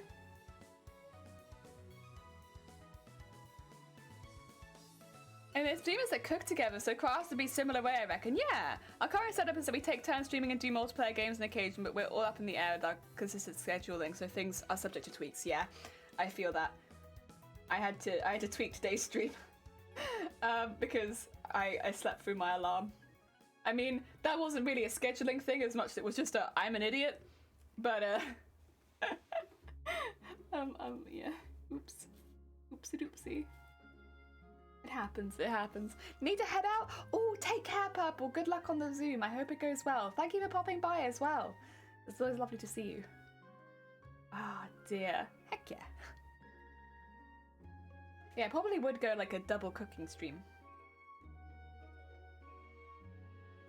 Oh yeah. Maybe I'll see if I can organize one with someone. I have to find a willing participant. That's gonna be the difficult bit, I think, for me. Is finding someone who doesn't mind losing all of their productivity for like one craft stream. Like, I'm sorry, I get distracted very easily. So who wants to lose productivity for one stream, huh? Who wants to? They all take care. Oh, and thank you for the look. I appreciate it. Heck yeah, thank you. Okay, we just need to go up and across the top, and then I'll aim to do this bit down here, I think. Yeah.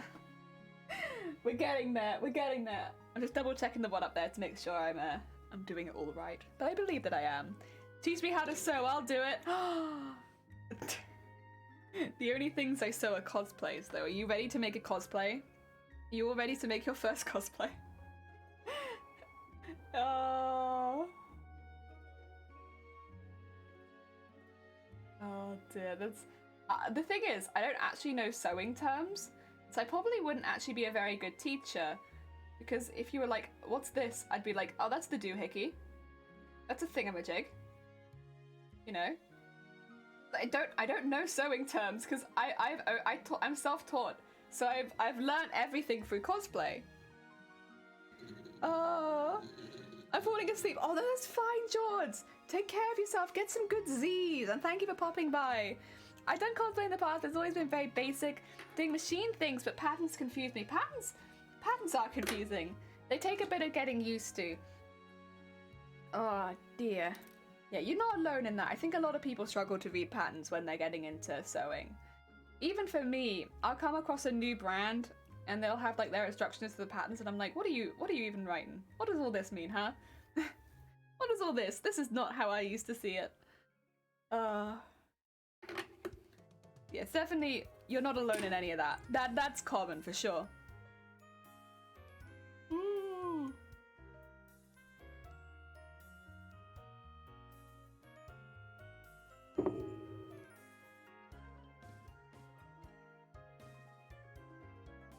I have a sneaking suspicion there might have been a sequin in that. It's probably fine. I got to learn to cut my sequins in that direction because I always have my T over there. Which means if I don't, it aims my sequin snippings right towards my T. To be fair, I also cut my threads in that direction, and the amount of times there's been thread in my tea, and I've just been like, well, it's time to fish the thread out of my tea again. Delicious, delicious thread. Oh, God. Ugh. Not my favorite, not my favorite. That's an idea. What if I just opened up, like went into a voice chat and was like, right, guys, come into voice chat, I teach you to sew. That'd be a very chaotic stream, I think. I don't know if I could do that. But I think that would probably be a bit too chaotic. Also, we'd have to be very careful because, you know, if anyone had malicious intent, they could get in trouble. But oh dear. Maybe I could teach my mods how to sew. I don't think they want to know, but force teaching. You guys want to learn how to sew? No choice. Now you can sew. I don't know if they've ever expressed an interest in learning how to sew. Oh dear. Also, I think sewing is one of those skills that, like, you kind of just pick up over time, like, the more you do it. I've sewn myself into a cosplay, what do I do? Well, I bet you look amazing, and so you should just continue to wear it, you know? That's your outfit now. Fantastic, well done. You know, a lot of people sew themselves into their cosplays on purpose. So really, good job. This boy needs his best. No, you're good. Get some sleep. Thank you so much for popping by, and thank you for the raid. It's very heckin' kind of you. Oh dear. I don't think I've sewn myself into a cosplay yet. But you know what? There'll always be a first time where something will happen and I'll be like, right, time to sew myself in, I suppose. It's like not an ideal normally, because it's like something's probably broken and that's why you have to sew yourself in. But a lot of people do. A lot of people do. Like tape or sew themselves into their cosplays after something goes wrong, because it's like an easy way of preventing it from falling off. And it's a little bit more safe than like, you know, safety pins and stuff like that. Although I've not done it, a lot of people have. Important skill to have is to be able to sew yourself into your cosplay. Yes. For emergencies. Like being able to light a fire kind of thing. You also need to be able to sew yourself into your costume.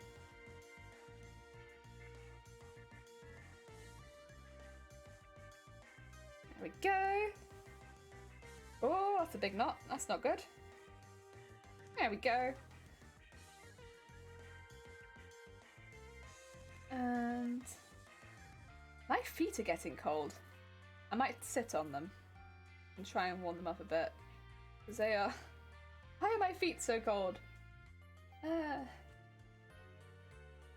have bed socks, but not in this room. God, it's a cold day in the house today. It's not even that cold. We've had colder days. It's not even that cold in Wales today. Comparatively to like how it's been the last couple of weeks. I think the sun is shining, maybe. Maybe a little bit. God. Okay, 2 seconds. I'm gonna sit on my feet for a bit, see if I can warm them up. There you go. Oh, that's better.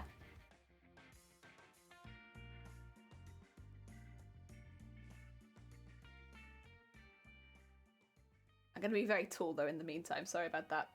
Just grow. There's one.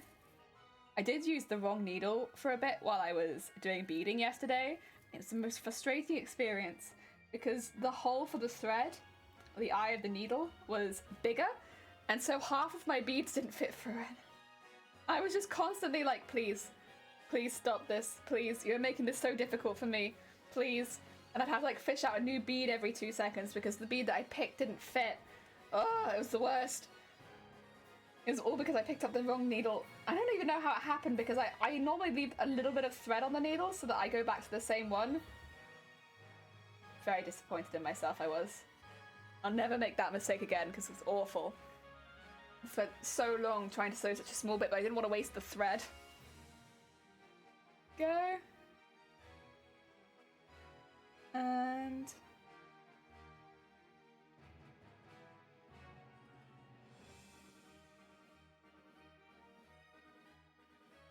oh. There we are. We've nearly highlighted 2 sections now. So shiny. And then I'm going to do the end section. I'll start going around maybe after that if I've got leftover thread. We do also have a little bit down here, and then this whole bit down here that also needs the inside done. It's such a big piece, this piece takes forever. Most pieces are not so large as this though, so... this one is probably the slowest embroidery we have for the... at least for this, what do you call it, the bodice. I still need to design the skirt stuff. We'll probably end up doing that on stream, I think. But I need to actually make the skirt just to start designing it. Technically, this bit is actually the top of the skirt. I think from how I've designed it. Yeah, so that's the top of the skirt. The way that I've done this is so... God. Where's my pointer? Where is my pointer?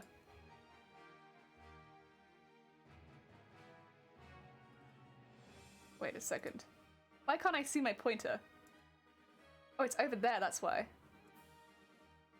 Okay, now it's huge. Ignore me. Sorry, I had it off screen for some reason. So the bit that we're doing, it's actually... Where is it? I lost it. There it is. So it's underneath this piece here. So if you see like this bit that curves around here, it's there. It's that. I might need a smaller pointer. There you go. It's this bit here. That's a bit. But it's kind of also because of that the top piece of the skirt. And then we have all of this skirt piece to design, which is going to be, truthfully, kind of a nightmare. I might do it in a slightly different way. Music, I am still here. I have gone nowhere. I swear to God. It's going to be kind of a nightmare. I think we might do some of it more in the way that we did the assless chaps, and then the rest of it, some of it will be embroidered onto purple. Like, for instance, this bit here, that could be embroidered onto the purple. Like, I'm not worried about that. Some of it's a nightmare.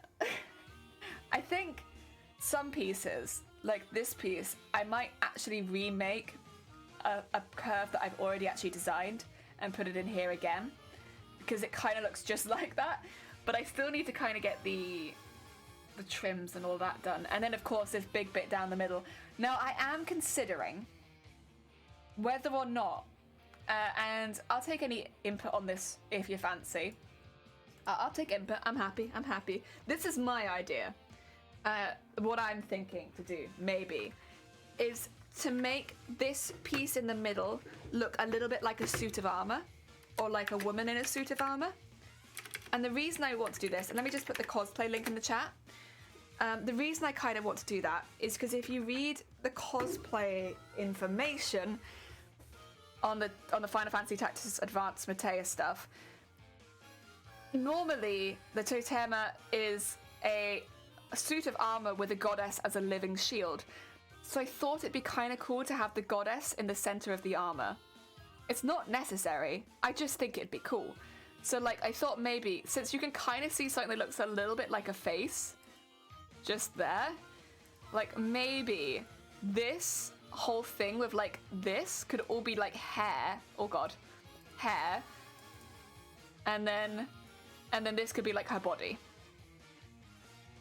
With like a sword or something, I don't know, because it kind of looks like a sword. It could be like her body with a sword.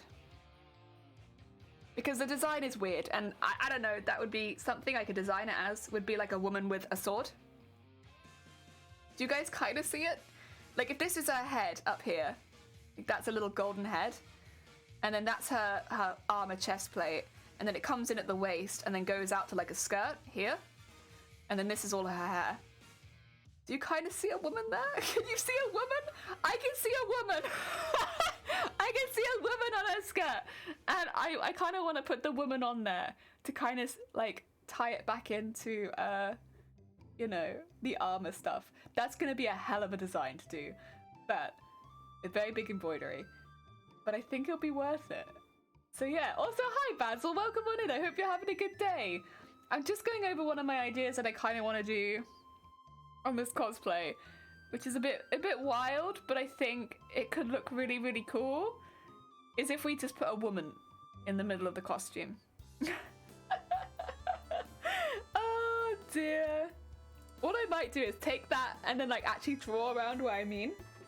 So maybe you can see what I see. But yeah, that's my thought.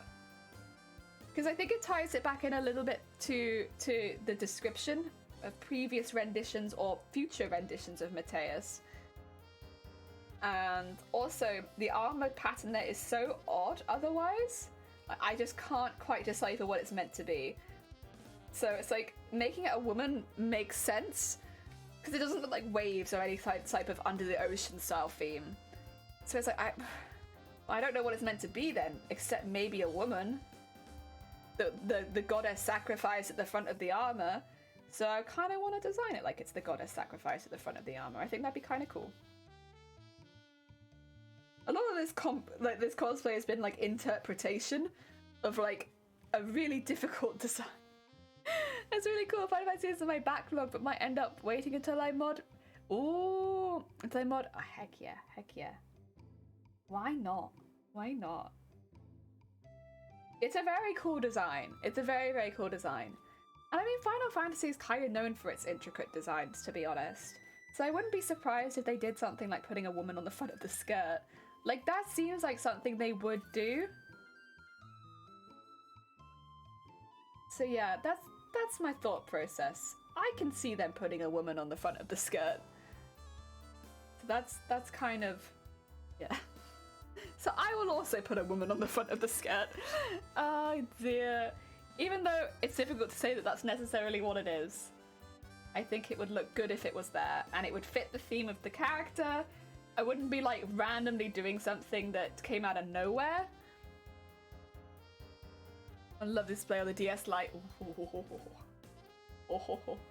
See, I never had a DS Lite, so I've actually not played Tactics Advance. I've watched a playthrough, but I've not played it. Because I had to get some idea of the character, so I had to like watch someone play it, since I can't play it myself right now. So I was like, I'll do that. I'll watch somebody else play it. I love Final Fantasy. I think Final Fantasy is fantastic. Eventually I probably will end up playing this game. It's just not right now. The other issue is that I can't stop playing Final Fantasy IX, which is a problem. Because every time I'm like, Final Fantasy, I'm like, ah, yes, a speedrun. A speedrun of Final Fantasy IX. Yes, that's what I was going to do. No. No. Anything else. Stop. Go.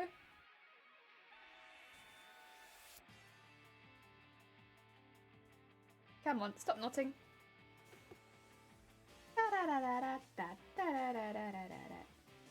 Oh. What's happened here, huh?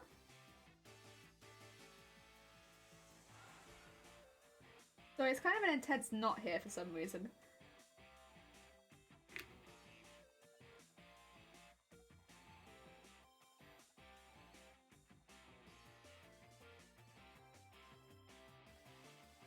Come on.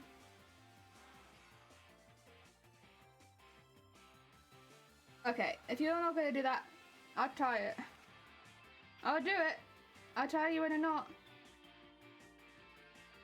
Okay, you're gonna get tied. That's fine. I don't like doing this because it always feels like a waste. But I can do it. It's not my favorite method to fixing the knot problem.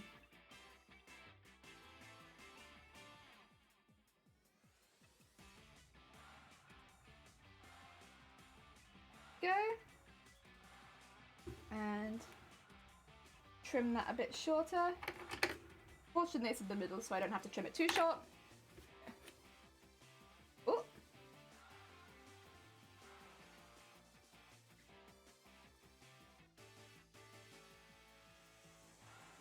That's the exact reason I didn't want to tie it too short. Oh no. Wait a second. Oh, for some reason it won't stop. Ah, it's annoying.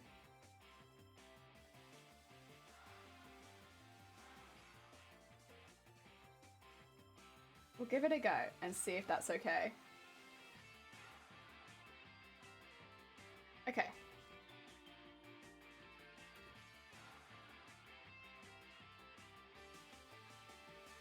It doesn't feel like a very safe knot. I'm concerned about it, but we're gonna give it a go.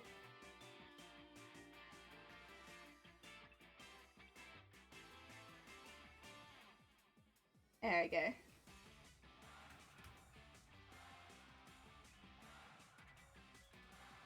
There you go. Nice. Oh dear. Too many games, not enough time in the day. I know, right? Oh dear. So I want to make my cosplay, but then I also want to play the games. Not happening. You can't do both. So I'll make the cosplay. However, it's a good thing to have too many good things to want to do though, right? I suppose. That's a nice position to be in. Like, there's just so many good things I want to do. That's nice. And I am really enjoying making this cosplay. It's a really fun one. There's so much fun about it. Like, yes, each element does take a long time, but it's so relaxing. It's so relaxing and just like, ah, yes. Very nice. I'm gonna, I think, finish this thread and then actually set my embroidery machine up to be running alongside me so that we have double productivity happening. Double the productivity. Ooh. So much productivity. Yeah, I just kind of want to get that other piece done. And I know it's probably going to take like half an hour to print, so I want to get that started soon. Yeah.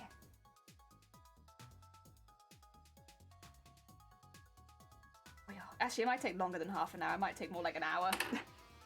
With all of the, I forgot it's 3 pieces, not 2. And also it's a lot of trying to get it leveled out and stuff like that. So it might take a little longer. Yeah, I've got all of the pieces up to like 13 digitized and ready to go, I think.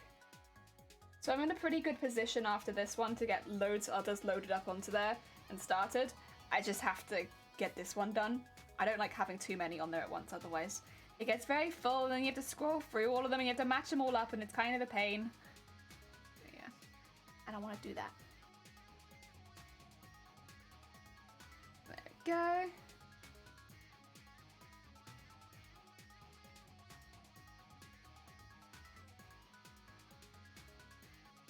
Oh, Jaja.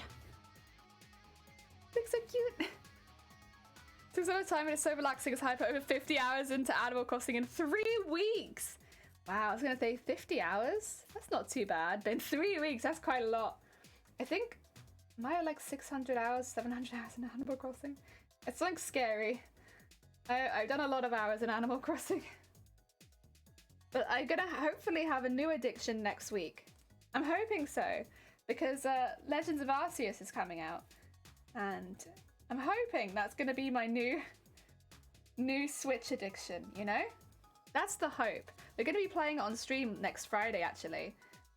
Since that's the day that it comes out for us, is next Friday. So instead of sewing next Friday, we're going to do a whole day of streaming the Legends of Arceus. So if you like Pokemon, I can Pokemon stream. I have a few Pokemon that I'm keeping an eye out for that I want to have as part of my team. Of course, I'd love to have Bellsprout, but I don't think Bellsprout's going to be in the Pokedex, at least not initially. So I'm keeping an eye out for Bellsprout, but I'm not getting my hopes up too much. But I would really, really like a Tentacruel. I would like a Garbodor if that's in there. I don't think Garbodor's going to be there either, to be honest. But I would like that if that could be there. That would be great. Oh dear.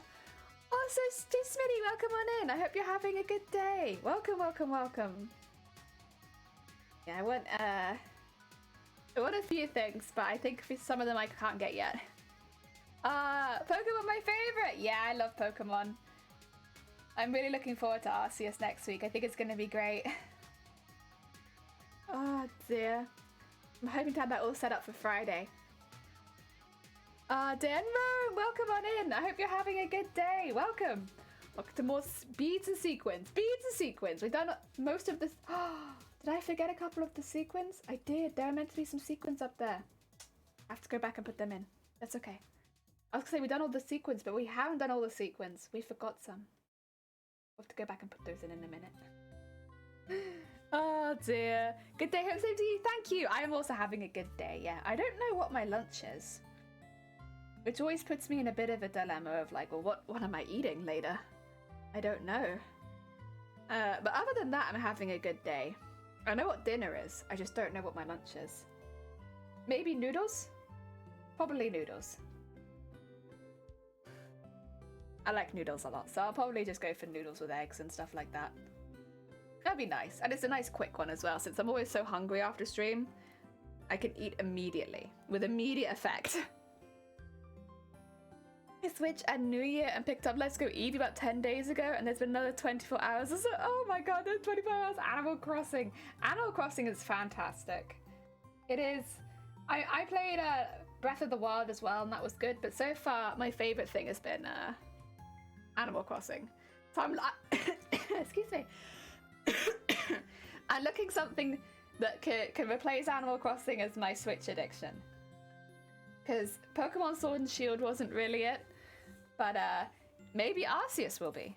Maybe Arceus will be. That'd be good.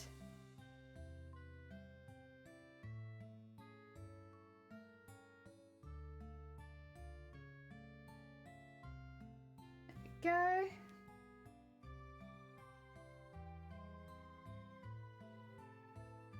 I have to think of names for some of the Pokemon as well. I know what my trainer's going to be called. I don't think you guys know what, most of you at least. I always call my main character the same thing if they're going to be... I know my trainer will be a bloke, because normally, like the first time I did my first playthrough in Sword and Shield, I was a bloke as well. I don't think you guys have met my trainer. So get ready for that, I suppose. You get to see one of my I guess video game personas. Oh dear. It's like literally I've been the same persona in Guild Wars, in Pokemon, and like loads of things. I always pick the same one. I don't know why. I just like it. Makes me happy. I basically work, sleep, and play Switch, and I'm not complaining. Beats watching boring telly. Yeah, I feel the same. It's like I don't like watching television, but man, do I like playing Animal Crossing. I got a Loki cosplay, the one in the green suit with the horse. Heck yeah! Nice, nice. Ah, dear. I think I know someone who was making one like that, because they specified as well. They were like specifically this Loki costume. I wonder how that one came along. I love Loki, a couple of different ones. Heck yeah! I ditched my TV license and I genuinely don't miss it. Yeah, we got rid of ours 2 years ago. We have to tell them that we still don't have it, because otherwise every year they get on our case being like, but do you watch television now? And it's like, no. No, the answer's still no. But yeah, other than that, we've not missed it at all. Because the thing is, like, the things that I want to watch, for instance, like there's odd events that maybe I would have watched on television, and they're streamed on their own platforms. So I can just pay for that as like a one-off service. And it's so much cheaper than the television license. It's so much better. Oh dear. You need a license to watch television? Yeah, it's like 150 quid a year. The television license, yeah. It's very expensive.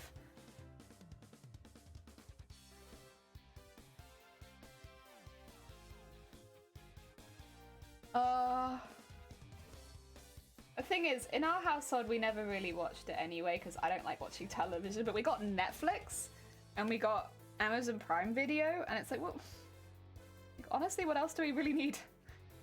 I still don't watch television even with those, so we really don't need anything else. Oh dear.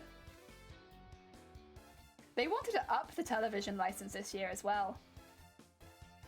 Very cheeky. They wanted to make it like 180 quid, I think.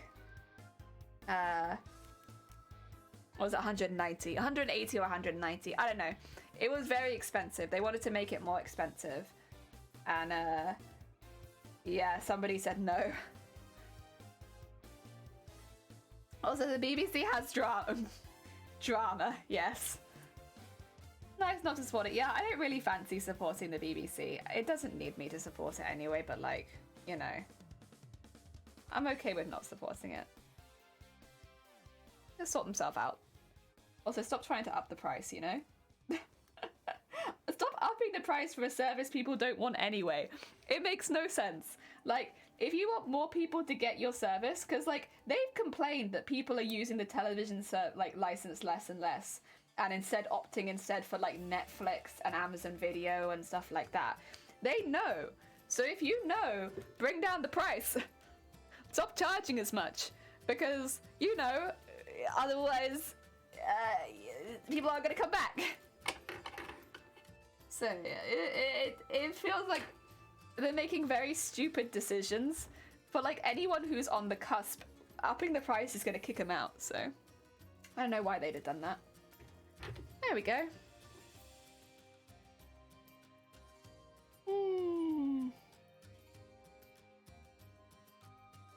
It's coming along.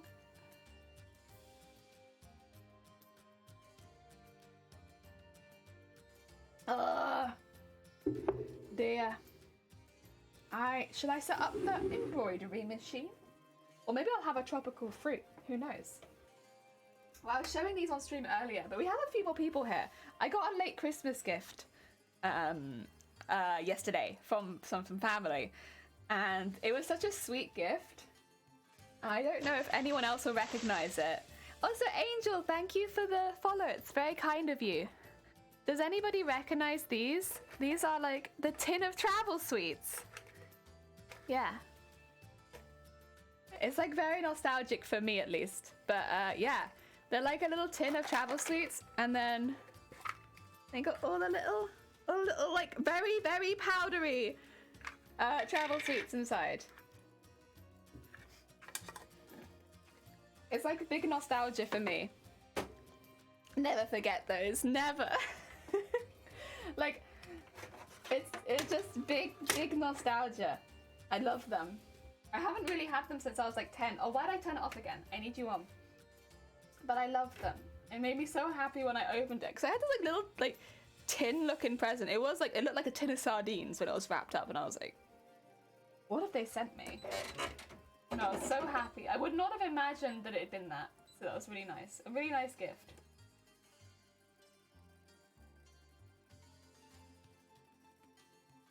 Alright, we need this one. Okay. And I have actually got the fabric and stuff off to one side. We're lucky to get those here. I got really excited when I saw Simpkins for the first time. And then my boyfriend buys some, and now he loves them. I went through 2 tins in a week. You gotta be careful with them. They are like 98% sugar, but they're very good. Oh, they're so nice. I was thinking next year for Christmas I might send them out to some friends, because like I was so happy receiving them for Christmas. Like I can't imagine my friends would be like upset to receive them, you know? It is like a really nice Christmas gift. I don't know. It's like kind of an odd one because it's not one you'd assume to get anyone for Christmas. But now that I've had it, I'm like, damn, that was a really nice Christmas gift. Thank you. Oh, dude. It was, yeah, I was so happy. As soon as I saw what was in there, I was like, oh my god. I haven't seen those in so long. Yeah, big happy. I don't think this is the flavor that I normally had in the car. Like, 'cause these are tropical fruits, and I still don't think we had the tropical fruit one. I think we had like the one with apple in it. But I'm still happy. I'm still happy.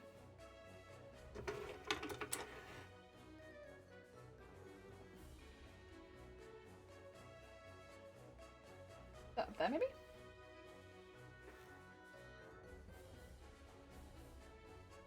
Okay. This one's always a bit difficult because it's very thick. Very thick. But the first one's the easiest, so it only gets harder from here.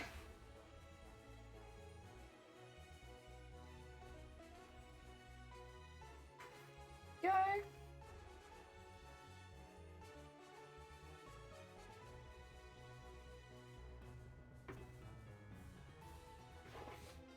Very nice, very nice, very nice. Tighten it. Oh dear, what are we making? We are making a huge cosplay. It's Mateus from Final Fantasy Tactics Advance, but it's an armored cosplay, but instead of making the armor out of foam or warbler, we're making each piece of armor out of embroidery that's made up on the embroidery machine that we've already digitized, and then we're beading and sequining into it to make it really 3D. If you want to learn more about the cosplay, !cosplay will take you to the character page, because, you know, it's a bit of a mouthful and there's a lot of background on the character if you want to learn more about them, if you want to see a picture. But yeah, we have 42 armor pieces to make for the bodice alone, not including the skirt, not including the tail, not including the wings. It's a big one. Dear. Is that an embroidery hoop? It is, but not a standard one. It's an embroidery hoop specifically for an embroidery machine. That's why it's got the this bit at the end. Yeah, because that slots it into the embroidery machine. I thought that was Final Fantasy music. I got the Heroes Closet book that I'm learning to start cosplay stuff. Heck yeah! It's actually Pokemon music, but it is similar. Ah dear. Yeah, oh. I hope you're enjoying it. I hope you're getting some good heckin' fun out of it. Cosplay has been such a relaxing hobby for me. I hope you also find it really fun. Do you know what kind of avenue of cosplay you're aiming towards? Do you have a big interest in like armor or like ball gowns or heckin' props? Oh yeah. There we go. Yeah, it's like having the what do you call it? This sweet in your mouth. It is just like having pure sugar. It's like obviously flavored. I think the one I have in my mouth right now is like grapefruit or something like that. It's very strong. But it's good stuff. I like it. Might be the pineapple actually. Pineapple or grapefruit. Like it's a strong flavor.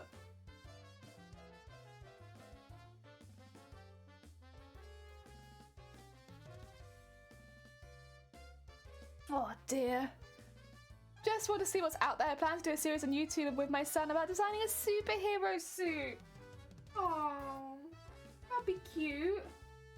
Heck yeah. I hope it goes really well. I'm sure they'll enjoy the suit regardless though. Having something handmade like that is always worth it. There we go. Let's put that in there. And then pop that in there. Slot it into its little boop. And edit end embroidery. Let's get it to start, shall we? So I'm just going to do its starting stitches and then I'll flip it off. Very nice, very nice. Good job. So I have to let it go through the first couple bits before it gets to the first bit where it actually takes any length of time. Because these are the bits that really root it down. So we have to let it do those. And then, good job.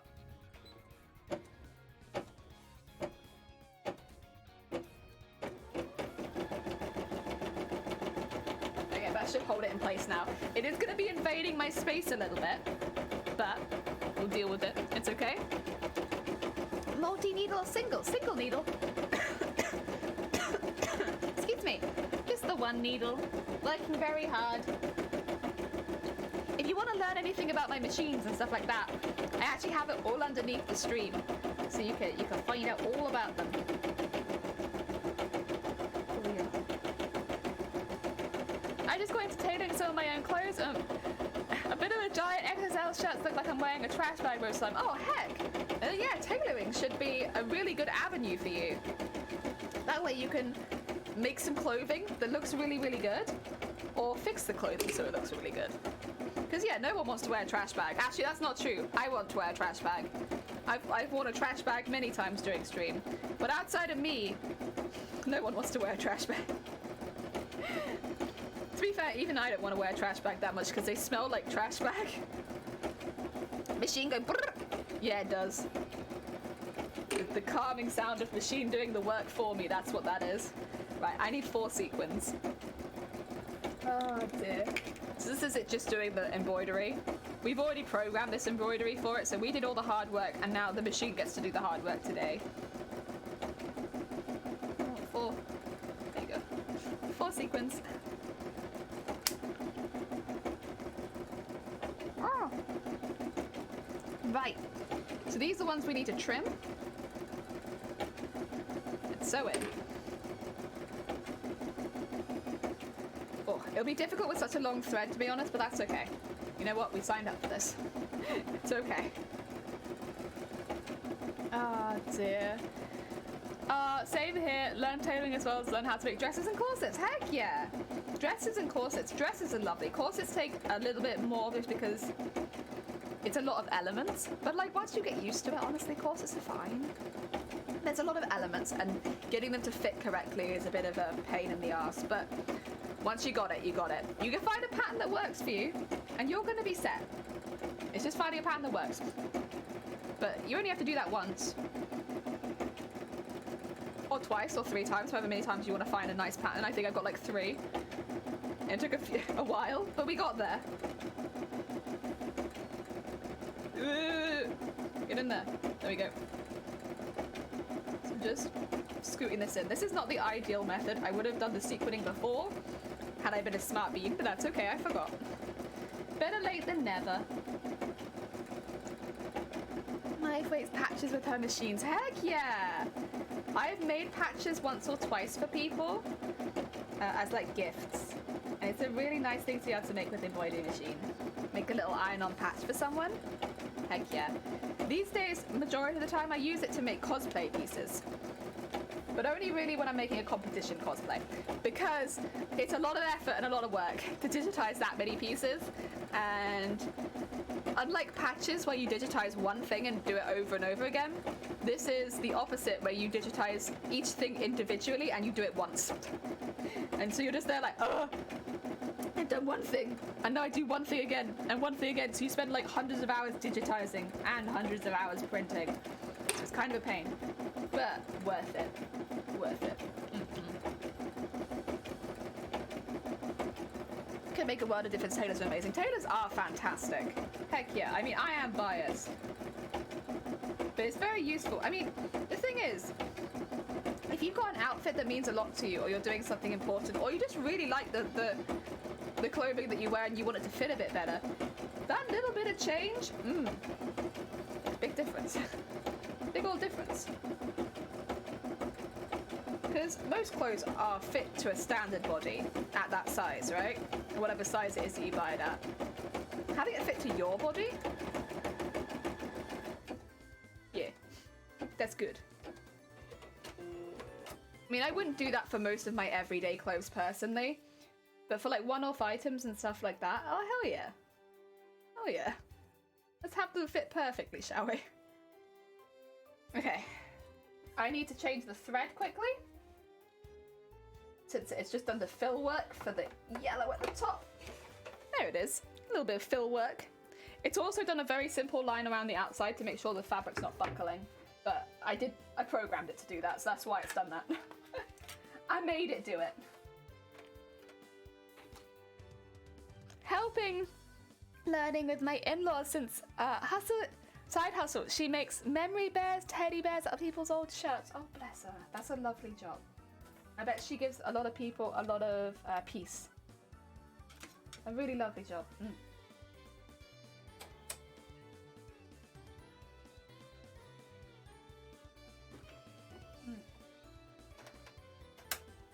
Oh dear.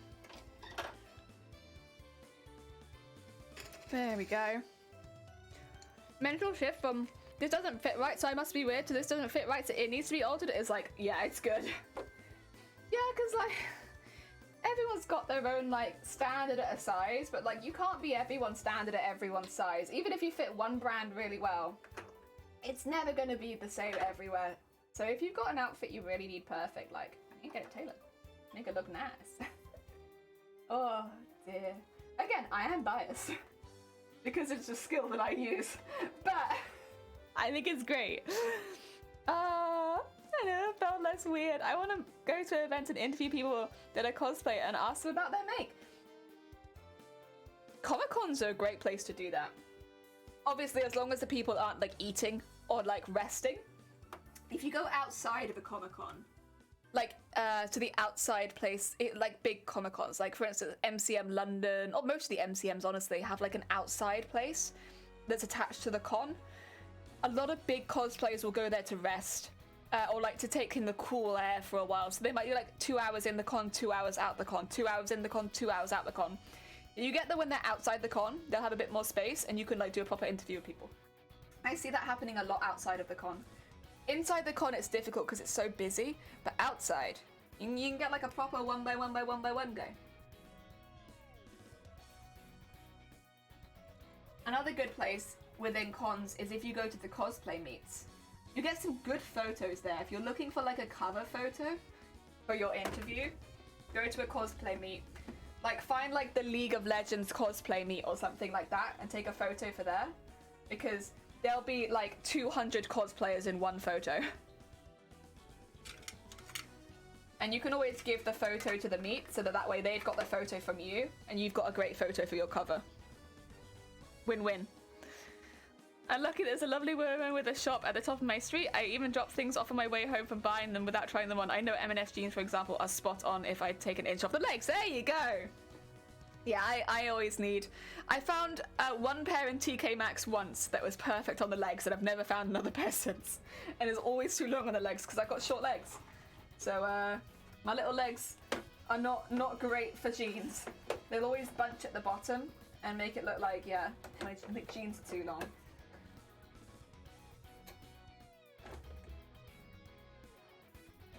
Or they're like meant to be a bit short, but then it's like an awkward shortness because it's not the shortness they're meant to be. Yeah.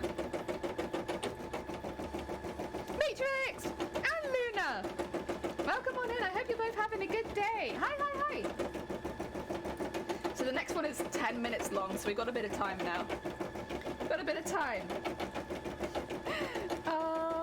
My jeans are always too long in the bottom and wide around my waist. I sometimes have like a little bit of gapping on the waist.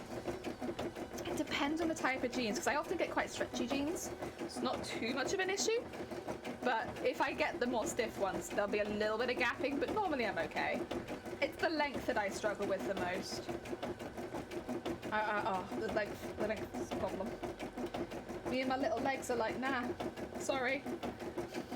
Not happening, not today. You have a huge gap even with stretchies? Oh, that's harsh. That's harsh. I'm sorry. Jeans are tough. You have to be off. Oh, that's fine, Dragonfly. Take care. Oh, you've been fighting with the internet? Oh, no. I'm sorry to hear that. Take care. Look after yourself, and thank you for popping by. I hope your internet is better over the weekend. There we go. Bad internet sucks. It really does. Oh dear. Oil. Go. Next bit, please.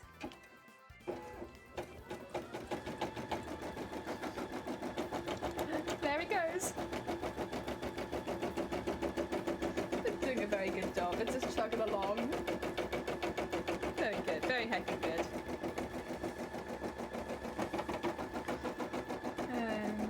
Meanwhile, while it's doing that, we can be very productive over here sewing our beads and sequins in. I'm just beading this little bit in the middle because it's in between where the sequins need to be, and so I'm like, well, might as well, mightn't I? It saves my thread if I just do that now.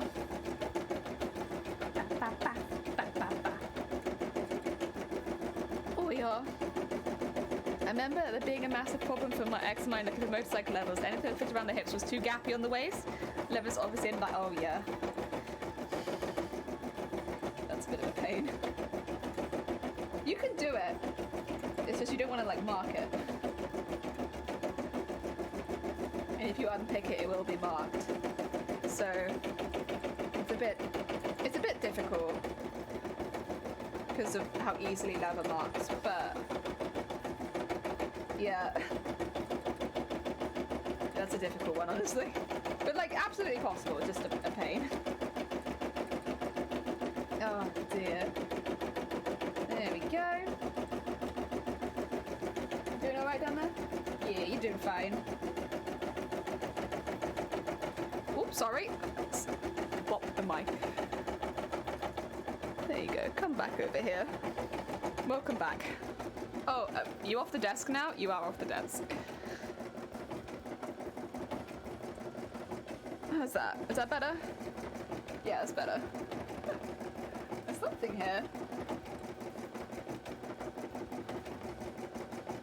Oh, it's just where the machine is. That's fine, that's fine. I was confused. I can see something on the desk. The shadow. You can see a shadow gelling. You're fine. Jumping at shadows.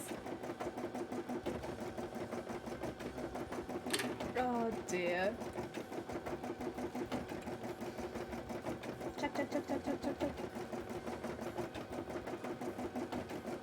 To be fair, my machine's doing a really good job at this at the moment. I do think it will run out of bobbin partway through this at some point, so we'll have to refill that. Other than that, it's doing great. Very impressed, very proud. Good job. I will have to line it up twice as well. The lining up process is always a pain. But we can do it. It's very possible. Just a bit of a pain. There we go. Through the hole. Oh yeah. Oh, also, after last stream, did all of you go vote on the anime awards? Or nah? How many of you did? I put my votes in. I mean, I kind of discussed what my votes were going to be on stream. So I think everyone already knows what I voted for. But did you guys all vote on the anime awards? The Crunchyroll Anime Awards are only up for like, what do you call it? Like 1 week? So if you're gonna vote, you gotta go quickly. They're not gonna be around for much longer.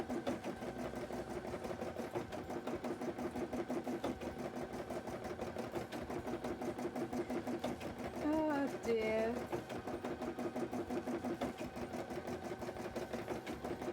I think the only one I didn't vote on was the English VA. I didn't vote on that one because it didn't really feel fair, since I don't watch things in English. I've seen some of the clips in English, but it didn't really feel fair to vote on that one. I did vote on the Japanese VA though. Yes. I think a lot of people already know who I voted for that one. They did such a. I didn't even watch the anime. I just know their performance was that good. Legendary.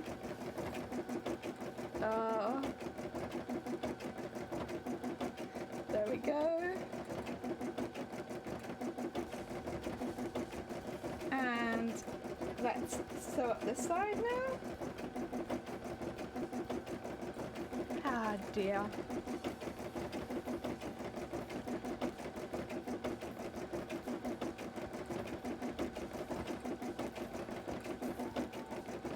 One, two, three. 5, that right? Yeah, I'd say so. Be a bit difficult to tell how many you need sometimes, but I think about 5 is good. Yeah, there you go.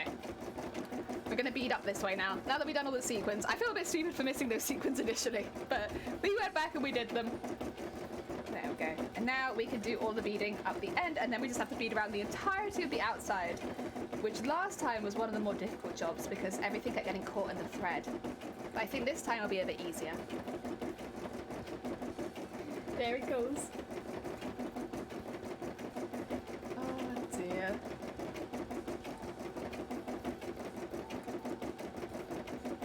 I love having the embroidery machine on in the background. It just feels like an extra layer of sound, and I really like it. I know this sort of sound is not relaxing to everyone. That being said, if you've come into a sewing machine and you find the sound of sewing machines to be not relaxing, or at the very least, as long as you don't mind the sound of sewing machines, because there's gonna be a lot of sewing machine noise. Yeah, it's heckin' good.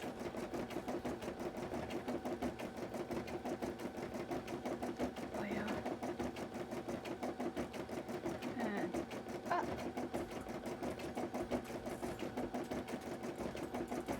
There we go.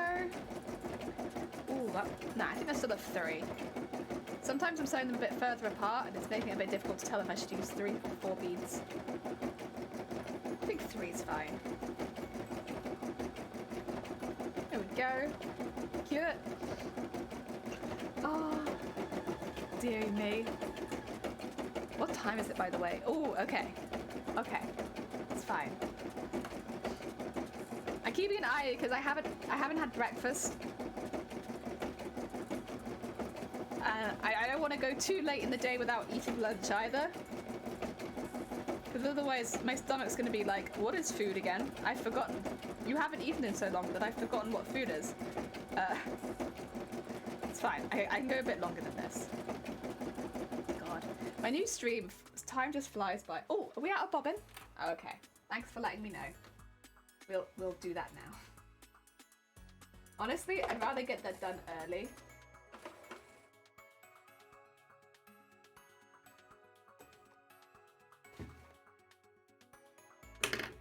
go. There it is. So there's still a little bit of thread on there, but it would have run out. Yeah. Within stitches. So let's get some more on there. I got it up here so that I can rebobbin it really quickly with the sewing machine at the back. Yeah. Otherwise, it's a bit of a pain. I have to unthread it and all of that. And as you saw last time, I also had to clean out my machine live on stream. Not what I want to do. So, let's do it on this machine instead.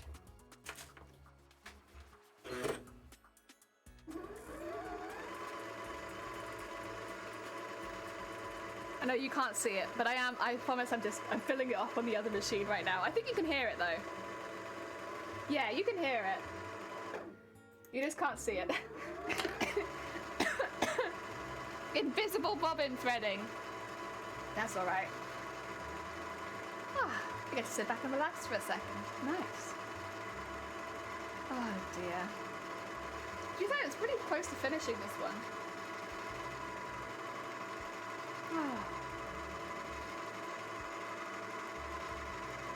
And then when we got all of these embroideries done, I can switch over to the next memory card. I'll probably do that off stream, because I think I'd have to unplug one of my cameras if I did it on stream, which wouldn't be ideal. I don't know if I'd ever get it back. My mum used to make fun of me with me and I grabbed my jeans by the gap and pulled me back. Oh my god! Amazing. Oh dear.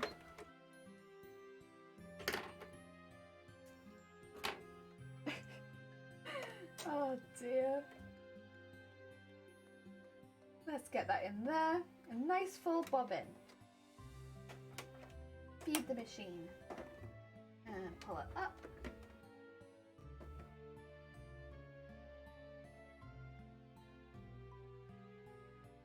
There we go. Very nice.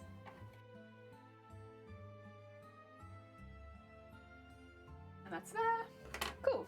Let's put this back in here and have it continue to sew. Very good job. Very good job. You did amazing.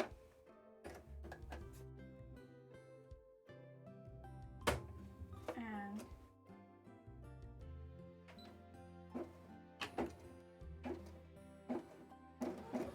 there you go. Trim that off. So I started wearing those leggings that look like jeans. Jeggings! Yeah, I started wearing those as well. They're also comfortable. For me, it was mainly for comfort because, man, the jeggings are comfy though.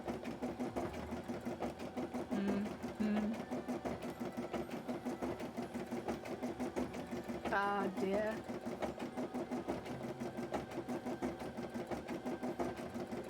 Are jeggings still a big thing? I can't remember.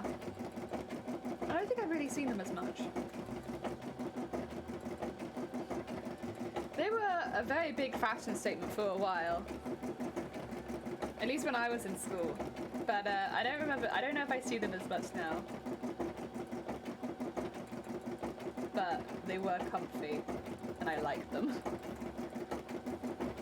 There we go.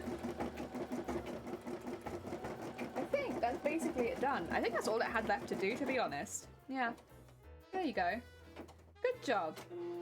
Should we get you set up for the next piece then? You did that very well. Very well. Okay.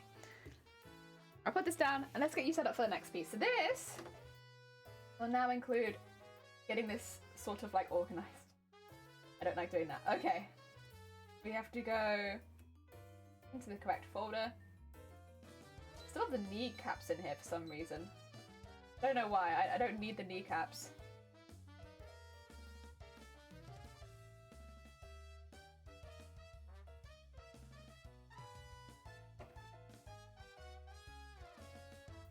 If I do this. There we go. I need to know where it's going to start. Otherwise it's very difficult, this next bit, if you don't know where you start. Atlantic, welcome on in! I hope you're having a good day!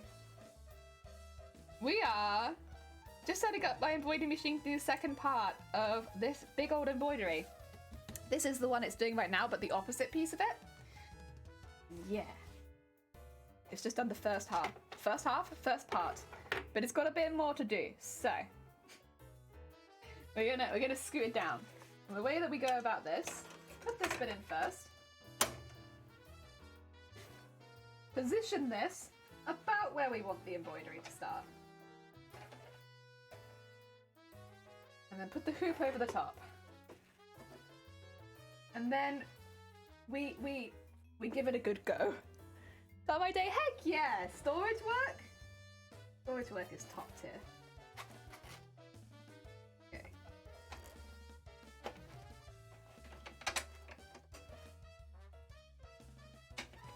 Okay. And then we try and push it down into the hoop. We're like, okay, right, if this pushes down into the hoop like this, this starts in the wrong place. That's fine. And then we do this a few times until it starts in the right place. We want it to start around there. And we also want it to be a bit more like that, I think.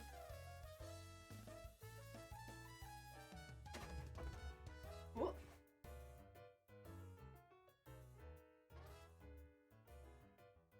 So give that a go. Good push down there, good push down there. Ooh, that might work. Maybe. A little bit far that way is my only concern. I would really like it to be further here. I could do it. I don't know. I could do it. I will need to take it off and confirm where the hoop is. Feels like a pretty straight line. I don't know, that looks pretty good. Very carefully remove the hoop and the needle. And then it's basically, it's only just in the hoop at this point. You can see from here, it's not really in the hoop very well. We don't want to change where the positioning is. Tighten it up. Tighten it up so it can't move. Keep making sure it's slotted the whole way in. Tighten it up.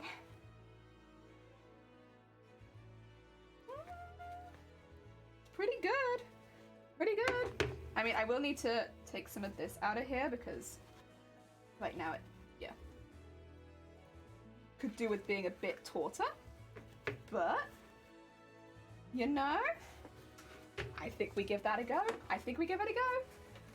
I have mild confidence in this, and then it's going to do its test line, which I've programmed it to do. Again, it would not normally do this, but I have it to do a test line before it does anything else. Makes me feel more confident, you know? Ah! Yes, I like that. Very nice. You stay. And now it's going to do its random 1-minute embroideries. They'll be really quick, don't worry, it won't last very long. Yep.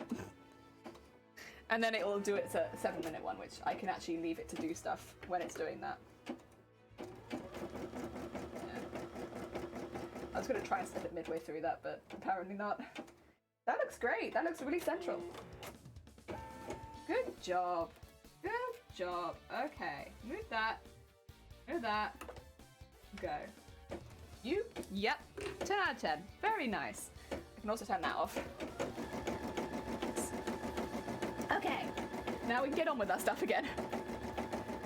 As it just eats my stuff. There you go. Yeah. Nice job. Looks great. It does not always go that quickly. Sometimes it takes a lot longer than that to get it lined up. So we, you know what? I'll take it taking that long. That's quick. That's quick. Yeah, like it's taken like 15 minutes for us to line it up once before, so I'm quite happy with that.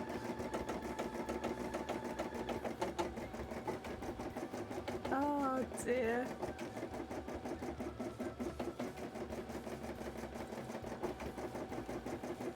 the next one I will have to change the thread for when we go to the next part, but that's okay. I like to try and keep it that I change the thread as few times as possible because it's honestly kind of a pain. No, my beads! No! Oh! They're lost. They're lost on the floor. I'll look for them later. I don't like to lose beads like that because it feels like such a waste. I want to use every single bead. Every single bead. It's a shame. It's a shame. Because cat Peter Pants are losing that. No! No! Oh, the Christmas cat PJs. No! Yeah, I don't like losing beads. Losing beads. Really, such a waste. It's okay. It's okay. I'll check for them after stream.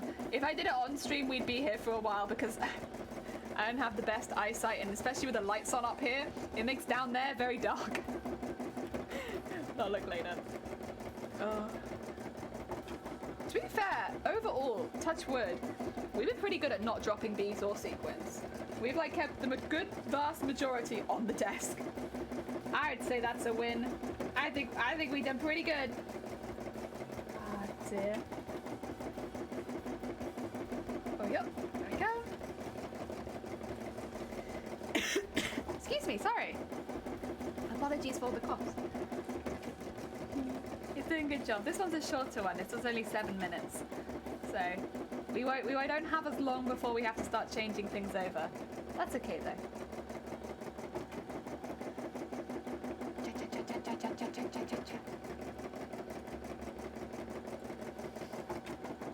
It's coming along very nicely, so I can't really be mad. It looks good. I can't be mad if it looks good. Pokemon, have you forgotten that I'm here again? Again? How many times that in this stream now, Pokemon? I could put on a different playlist, I suppose, but I quite enjoy your playlist. Okay. Where are you? There you go. I'm still here. Oh dear.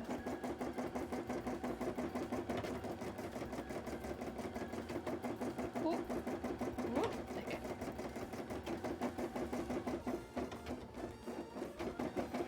Getting attached to other beads, I am. There we go. Done that side, and now you go over to the other side. Nice. Oh dear. And then we'll have to do the end bit. This bit takes a bit longer because it's got like extra pieces on it. Woo!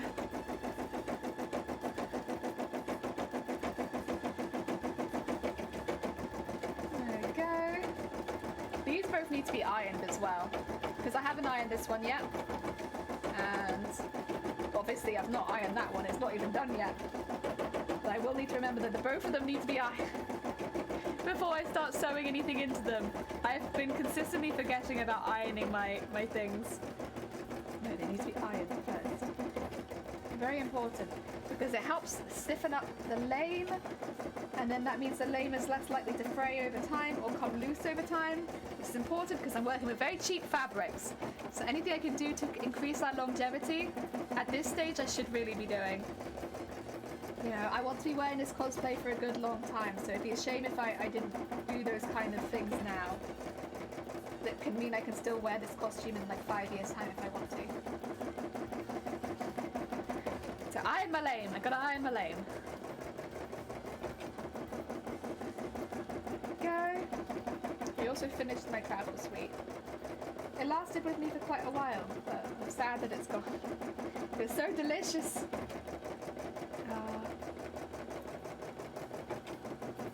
There we go.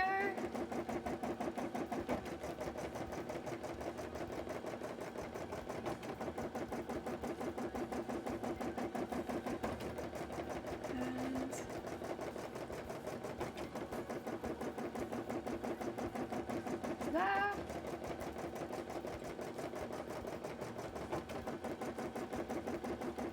What? Sorry, this bit at the end's really complicated. It's not difficult, it just keeps folding over, and it makes it a lot more difficult to I suppose, get in there and actually sew it. Yeah, this bit's rough. It's even worse on the outside when it's like constantly getting stuck on itself. Oh. Even the inside's a little difficult because it's so bendy and foldy. Comparatively to like this stiffer end up there, yeah, that bit's much easier. This bit's...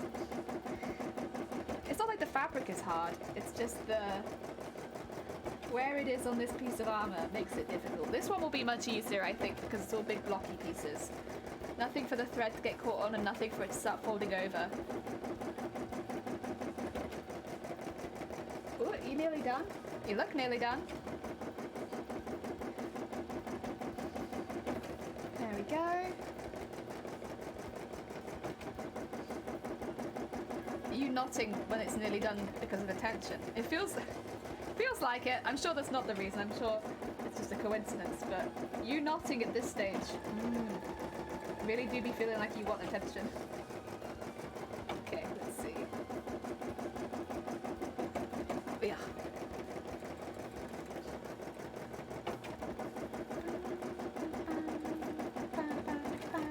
Oh.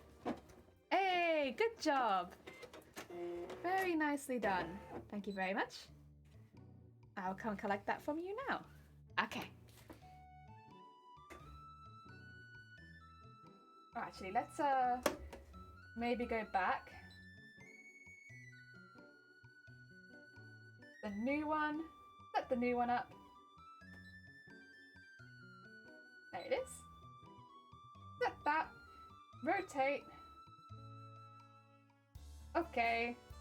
At the end. Embroidery. Okay. Good stuff. Just so we have it where it starts. And I got another piece. Now they're both attached to each other. So do you see how it just continues the line? Heck yeah, we're making one big embroidery. So really loosen this off. And oh yeah. First of all, put this one back in here. I will change the thread out because I need the gold one first, even if it's only for a 4-minute section. We'll need that one first. And get that in there. And then switch it over at the top as well. I should have ordered more of this one. I got the same amounts of both coloured thread, which wasn't very smart of me in hindsight because I'm clearly using a lot more of the coppery thread than I am like the pure gold. I guess at the time I didn't know because I hadn't designed any of them, but in hindsight, yeah, I'm using a lot more of one colour thread than the other. I could have probably saved a bit of money and spent a bit of money on the other. Oh well. Now I know, I suppose. Yeah, thread that. Make sure the needle's fully up. There we go. It's good. And pull that through. Also get the lid back on there. Good. Good. And then let's put this back in again. Is Pokemon musical just 8-bit? It's Pokemon! It is Pokemon, you got it. Yeah. Okay, so this one starts right up here. Oh. Like there, is it? Okay.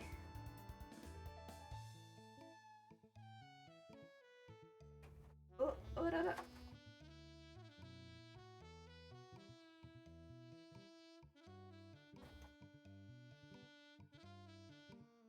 Oh no. Can I even fit this in right now? I don't know. I might need to loosen it more, huh? Oh no, I can fit it. That's not the right place now.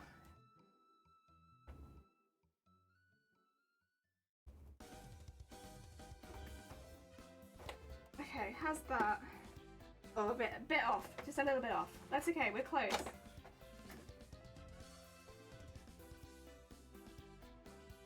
Okay, and then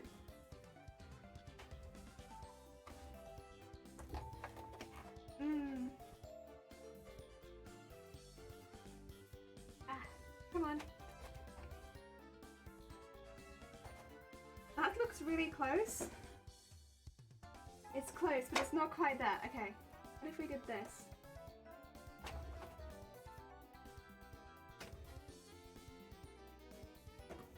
Okay, it's close, but no, not quite. Let's go down here, maybe. Oh no, now I'm screwing it up. I don't want to screw it up.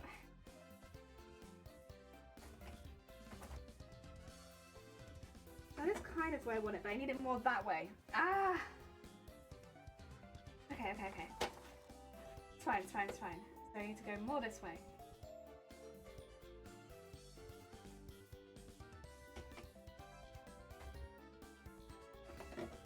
Ah, got it.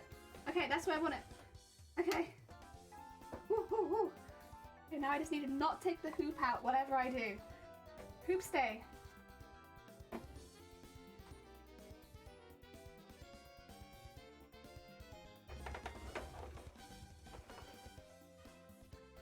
Make sure all that stays in the hoop. And tighten it again. Yay! Oh dear, that sounds like a probably royalty-free version of Pokemon theme. No, they're the OSTs. It's the OST of some of Sword and Shield and some of Diamond and Pearl. Yeah. It's just the OST. Yeah, so it's like the in-game music that you would hear while actually playing the game. Yeah. A lot of streamers similar to me listen to OSTs because they're from video games. It's a much safer way to listening to music on stream. Yeah. It means we're less likely to get hit with copyright or DMCA or anything like that. Yes. OSTs are a very good way to go. And you get to listen to some lovely video game OSTs. Like there's win. Because video games have lovely OSTs a lot of the time.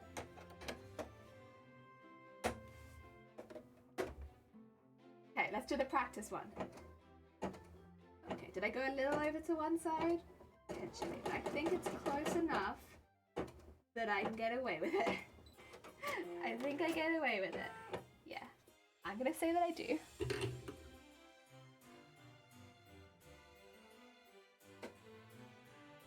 Oh dear, you're back from developing film? Heck yeah, I hope it went well. We are doing the last part of this other embroidery, and then doing some beading at the same time. I just need to let it do this bit before I can kind of leave it to its own devices. There we go, I think now I can. Yeah, I have to press go a few times because of how I programmed it to work, really. Kind of on me, but that's okay. I programmed it so that I'd have to do some work at the beginning. Not maybe the optimum way of doing it, but that's all right.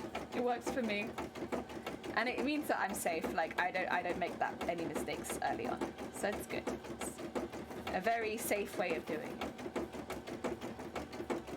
Go.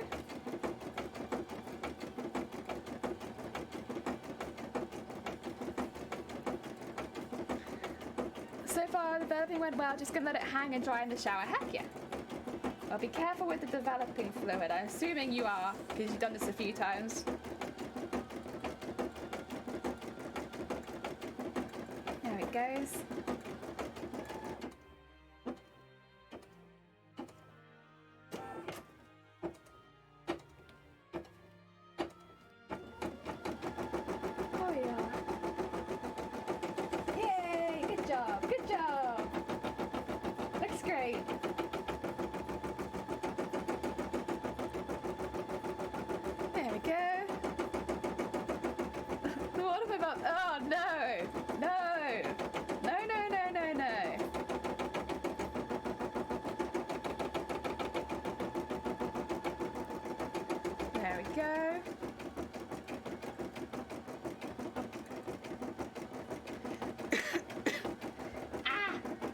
Please. Desist. Return to not cough. Oh dear. And if I look over, I'm just like, heck yeah, good job. You're doing great. Looks wonderful. Oh dear. I mean, it is sewing into a really hard fabric right now. So I'm proud of it. It's been consistently doing a really good job. Sewing into a really tough fabric, and it's sewing through curtain fabric as well. Let's just not forget that it is sewing through lame and curtain fabric, as well as my stabilizer. So it's doing a really heckin' good job, my embroidery machine right now. It is pulling its weight. It is working very hard. And yeah, doing a good job. Making some nice results for us, so that we can continue this cosplay.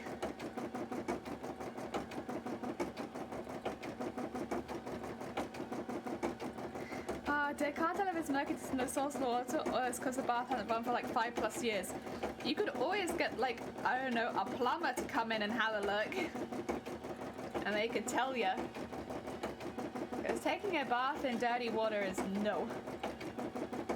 No. No. Ew. You're not getting, what's the point? You bath to clean.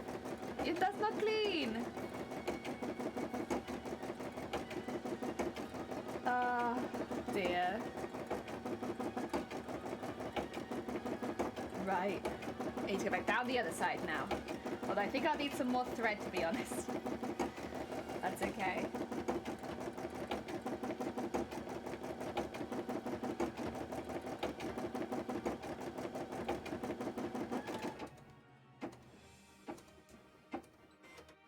Oh, is that all the gold? Good job. Let me switch you out then with the copper. Can I do it like that? No, I don't think so. That would have been cheeky, to be fair. Whee! Get the other one. Put that back in. And there. And then swap out the top. Oh dear. Could be either rainwater or water coming from the river. I mean, it'd be worth knowing that information anyway, right? Like, that kind of information I think would probably just be useful to know. Like, general household information.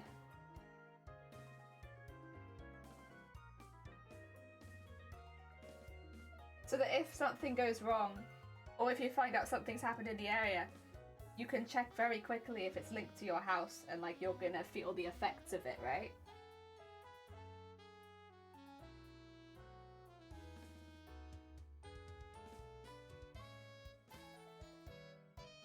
Just useful info. Good stuff to know.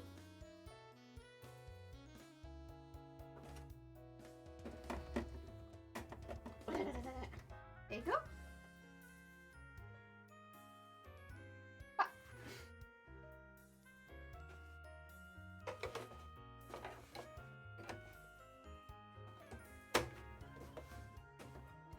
Oh, do I need to trim that? I think I do.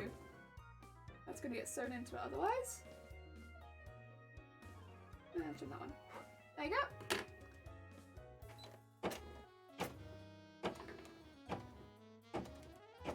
There you go. Good job. That's going to be going for 13 minutes now. Very nice. Ah, dear. True. Yeah.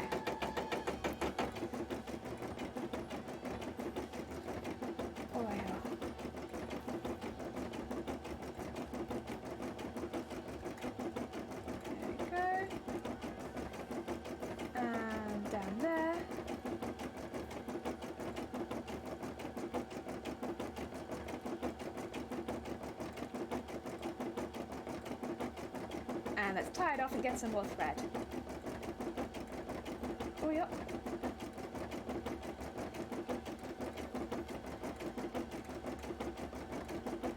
Oh, yeah. Oh, yeah. And get some new thread, because I think you still need to go all the way back up there. And then we will have beaded the whole interior, and we'll just need to bead the exterior and do a couple of finishing details. like the hanging beads that I have near the center. I did those right at the end because I was like, there needs to be something around here. Otherwise it felt like a really big empty space. But I did those at the end, and I'm glad that I did because I think otherwise I would have been getting caught on them a lot. So I'll still probably do those at the end. Go!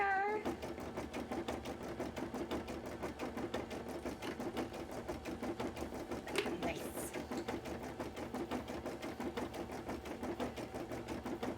Go! God. So much productivity. Double heckin' sewing.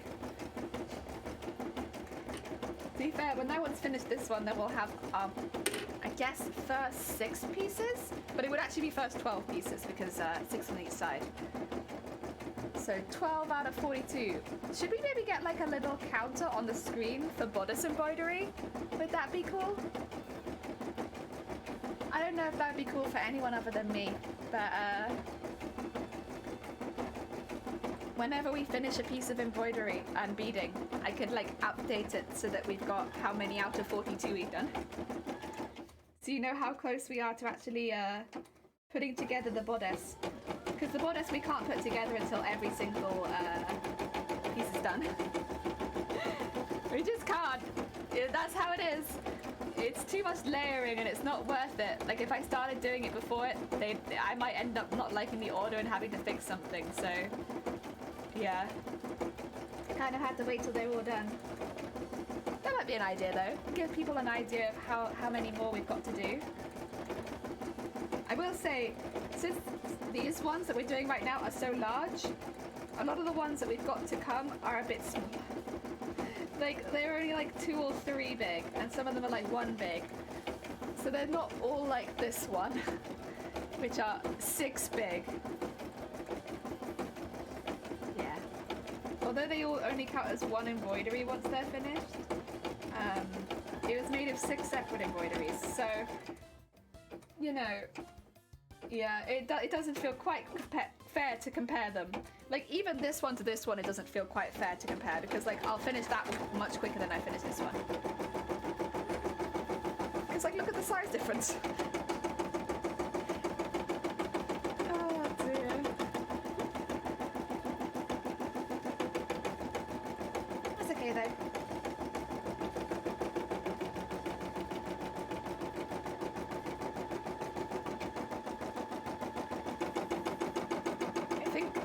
We have a few that are 3 big, a few that are 2 big, and a few that are 1 big. None bigger than the one we're doing now, then. That's what I mean. Not this one. Definitely none bigger than this one. None bigger than this one in the whole bodice. I think the only one that I can potentially imagine that would end up being bigger than this one is maybe the woman down the front of the skirt, if that is a design method I decide, or like a design choice I decide to do. That one might end up being bigger, but also, a woman down the front of the dress would be so cool. That would be such a cool design. I would love that. And I mean, I have to do the skirt base first, but just as a warning, I'm leaning towards doing that. I think that would be so cool. So yeah, at the moment, that's kind of what I want to do. I just think it looks so good. And also, like, it makes sense for the character. It's not like I've just pulled out my ass. Like, it's like, it literally says that the other versions of Mateus has that. So it's like, well, it'd be kind of cool to have this on our version of Mateus too, like, represented. The level of ornateness does just keep going up, but that's all right. That's all right.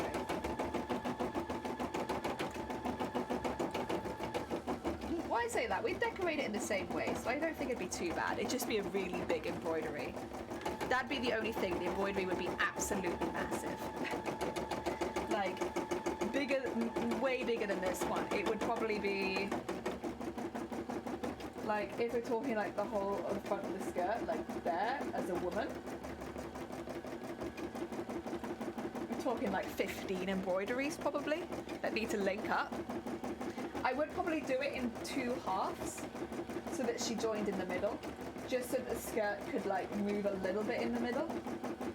But yeah, So maybe we'd have like 16, 8 on each side. Yeah. It'd be big. Big lady.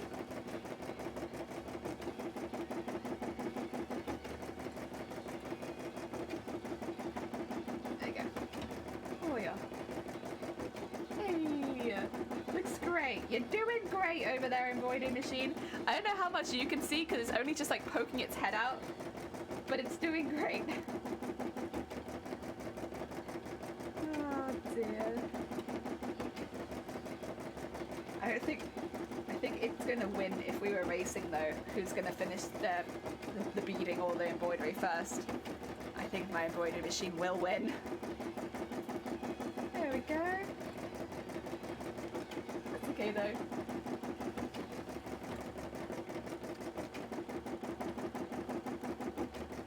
Oh yeah. Ooh. There we go.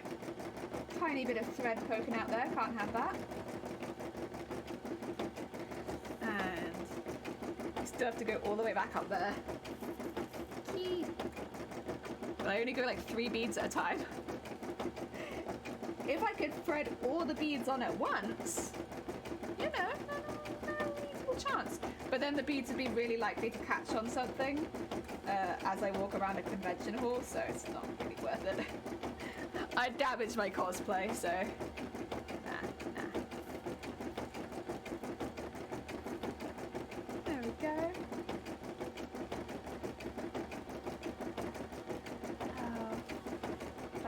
Ooh. Why have you done that, huh? What's that? What's that?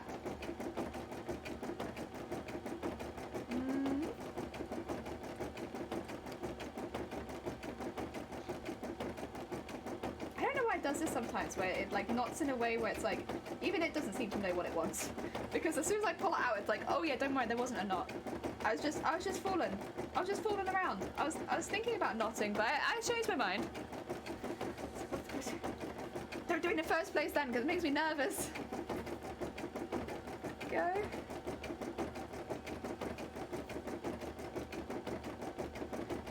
Go.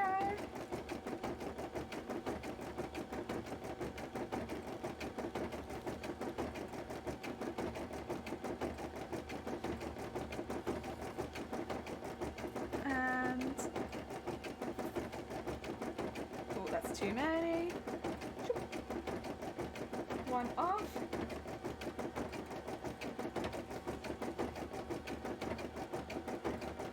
And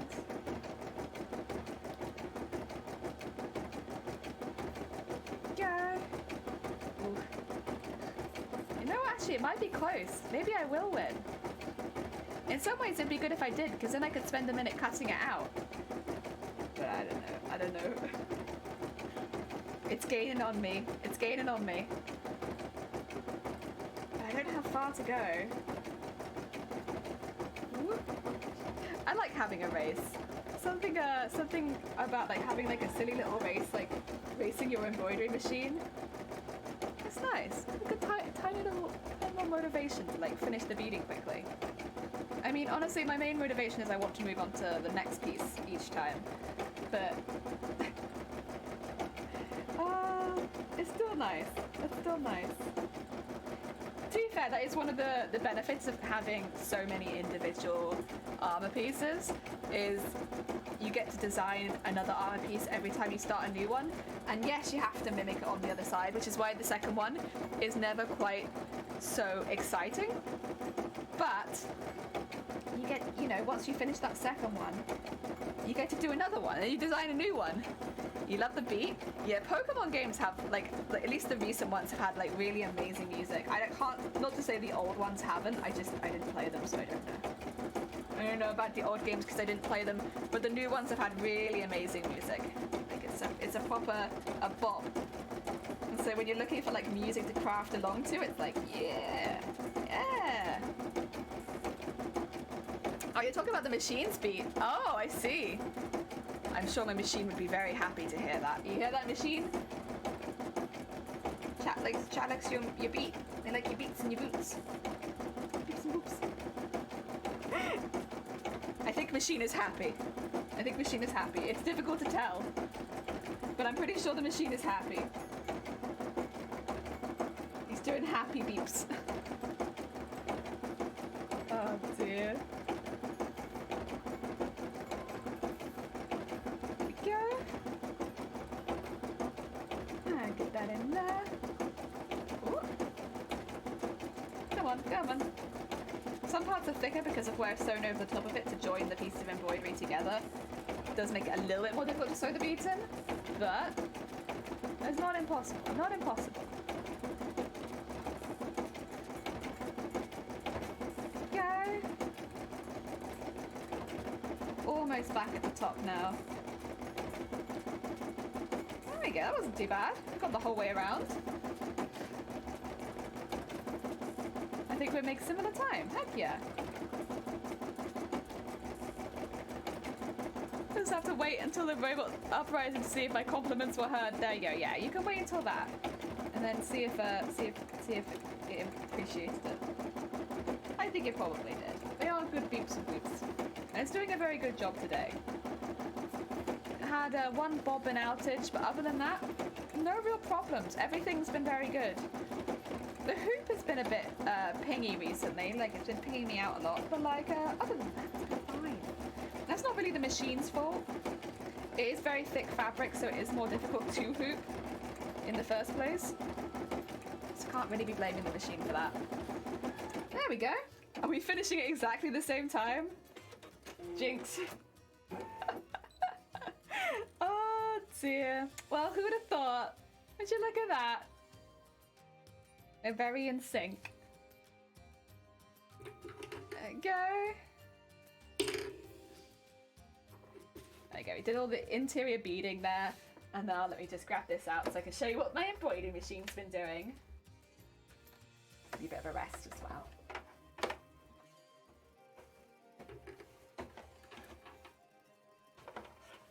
There we go. Very nice. There we go, all ready to be cut out. Very, very nice. Oh dear, good job, Heckin. Good job, Heckin machine. Very good job. I'll pop you down there. Just have a bit more arm reach. Now, I like to try and tear it around the edge, if I can with the lame at the moment. Because the lame is annoying to cut, but it doesn't do that on every edge. It'll only do it on the diagonal ones. The straight edges won't tear. But I am going to do that before I cut the rest of it. It just gets a bit more of the lame out of there, which is good for me. I don't want the lame in there. Not in my seam. I don't want the lame. But if I tear it out a bit and then trim it, it just means we don't get left with all of this kind of like pain in the ass fabric, honestly. That's good. There we go. Wiggle it out a bit and then tear it and trim it. Yeah. And just. So what it leaves instead of like these really white spider thread-ish, spider web thread-ish kind of bits, which are much more subtle.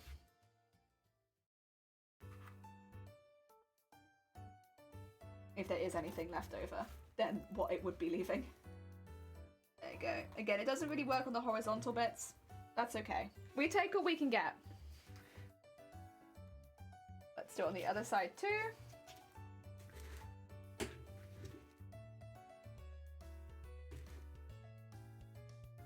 Go. Oh, sorry. Sorry, pincushion. You were good up there. There we go. Oh, the embroidery. Yippee! Black Apple, welcome on in. I hope you're having a good day. We actually just finished the last one that is programmed into my embroidery machine right now. I need to refill my memory stick, but that's okay. We're getting there. We're getting there. A bit at a time. There you go. Just tear all that off. And trim all the tiny white threads that hold it in place. And unfortunately, again, it won't happen horizontally, so I can't really get the top bit or the bottom bit. But those bits will look a bit more subtle. And I'll take what I can get. Oh dear. Work at the moment, so it's okay. I hope work's going well. I hope it is going good. Oh dear. Right, let's get all this trimmed out. The reason I've been doing it like this is because I've just found, since I've been like having to match all of the pieces up, leaving the fabric in and just getting rid of it later has been easier. And you know, I go around the whole thing in beads, so the tiny seam it leaves around the outside you can't actually see anyway. So I was making my life really hard before by like getting rid of layers and stuff like that when I didn't actually really need to do it, since you can't see the very outside of the fabric anyway, since it's covered in a layer of beads. Better to cut it out like this and just save myself the pain. Because yeah, it was so difficult to line up once I started trimming away the fabric, like so difficult. Whereas like this, it's not that difficult to line up. Well, it's still difficult to line up, honestly, but it's not as difficult to line up. It feels more possible to line it up like this. Oh dear.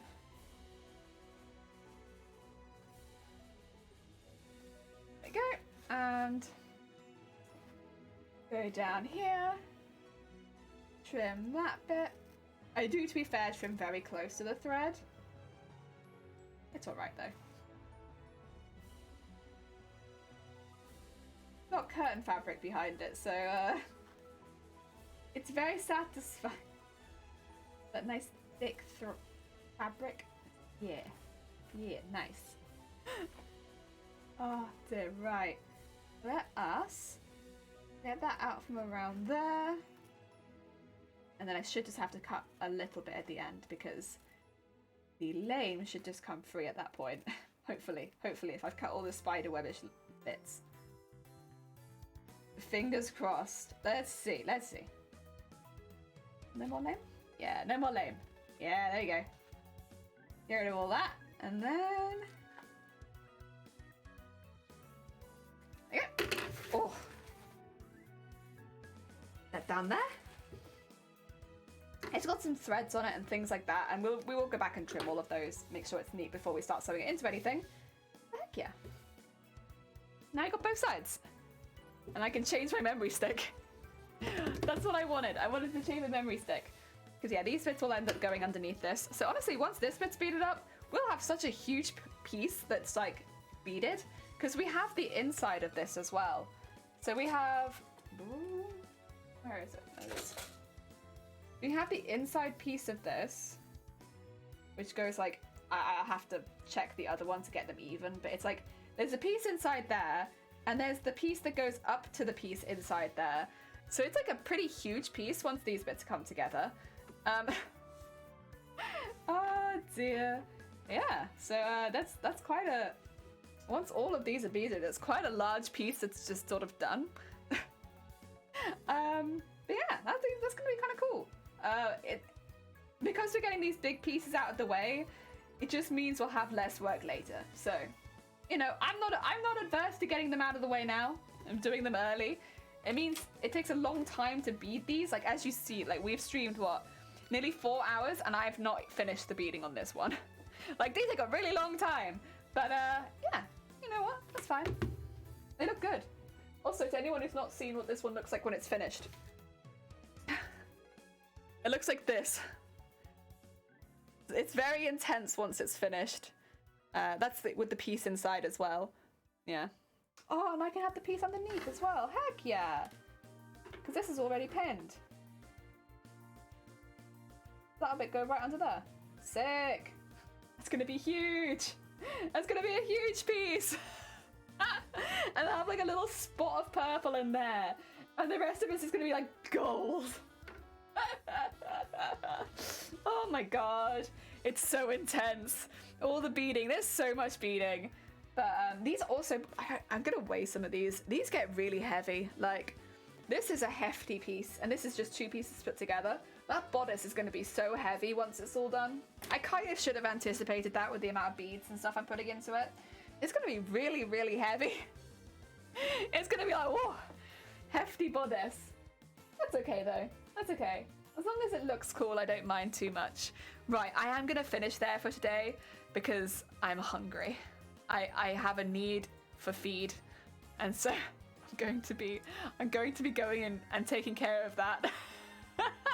We'll be back on Monday though, and doing some more crafts and stuff like that. I'm sorry, the food has taken over, and all I can think about is noodles. So I'm gonna do that. I'm gonna take care of my noodle cravings and eat some noodles. But we're gonna do a raid, and we're gonna send you all towards another bean. So everybody, 2 seconds. Bear with me, and I shall send you all towards another heckin' streamer. Let's see.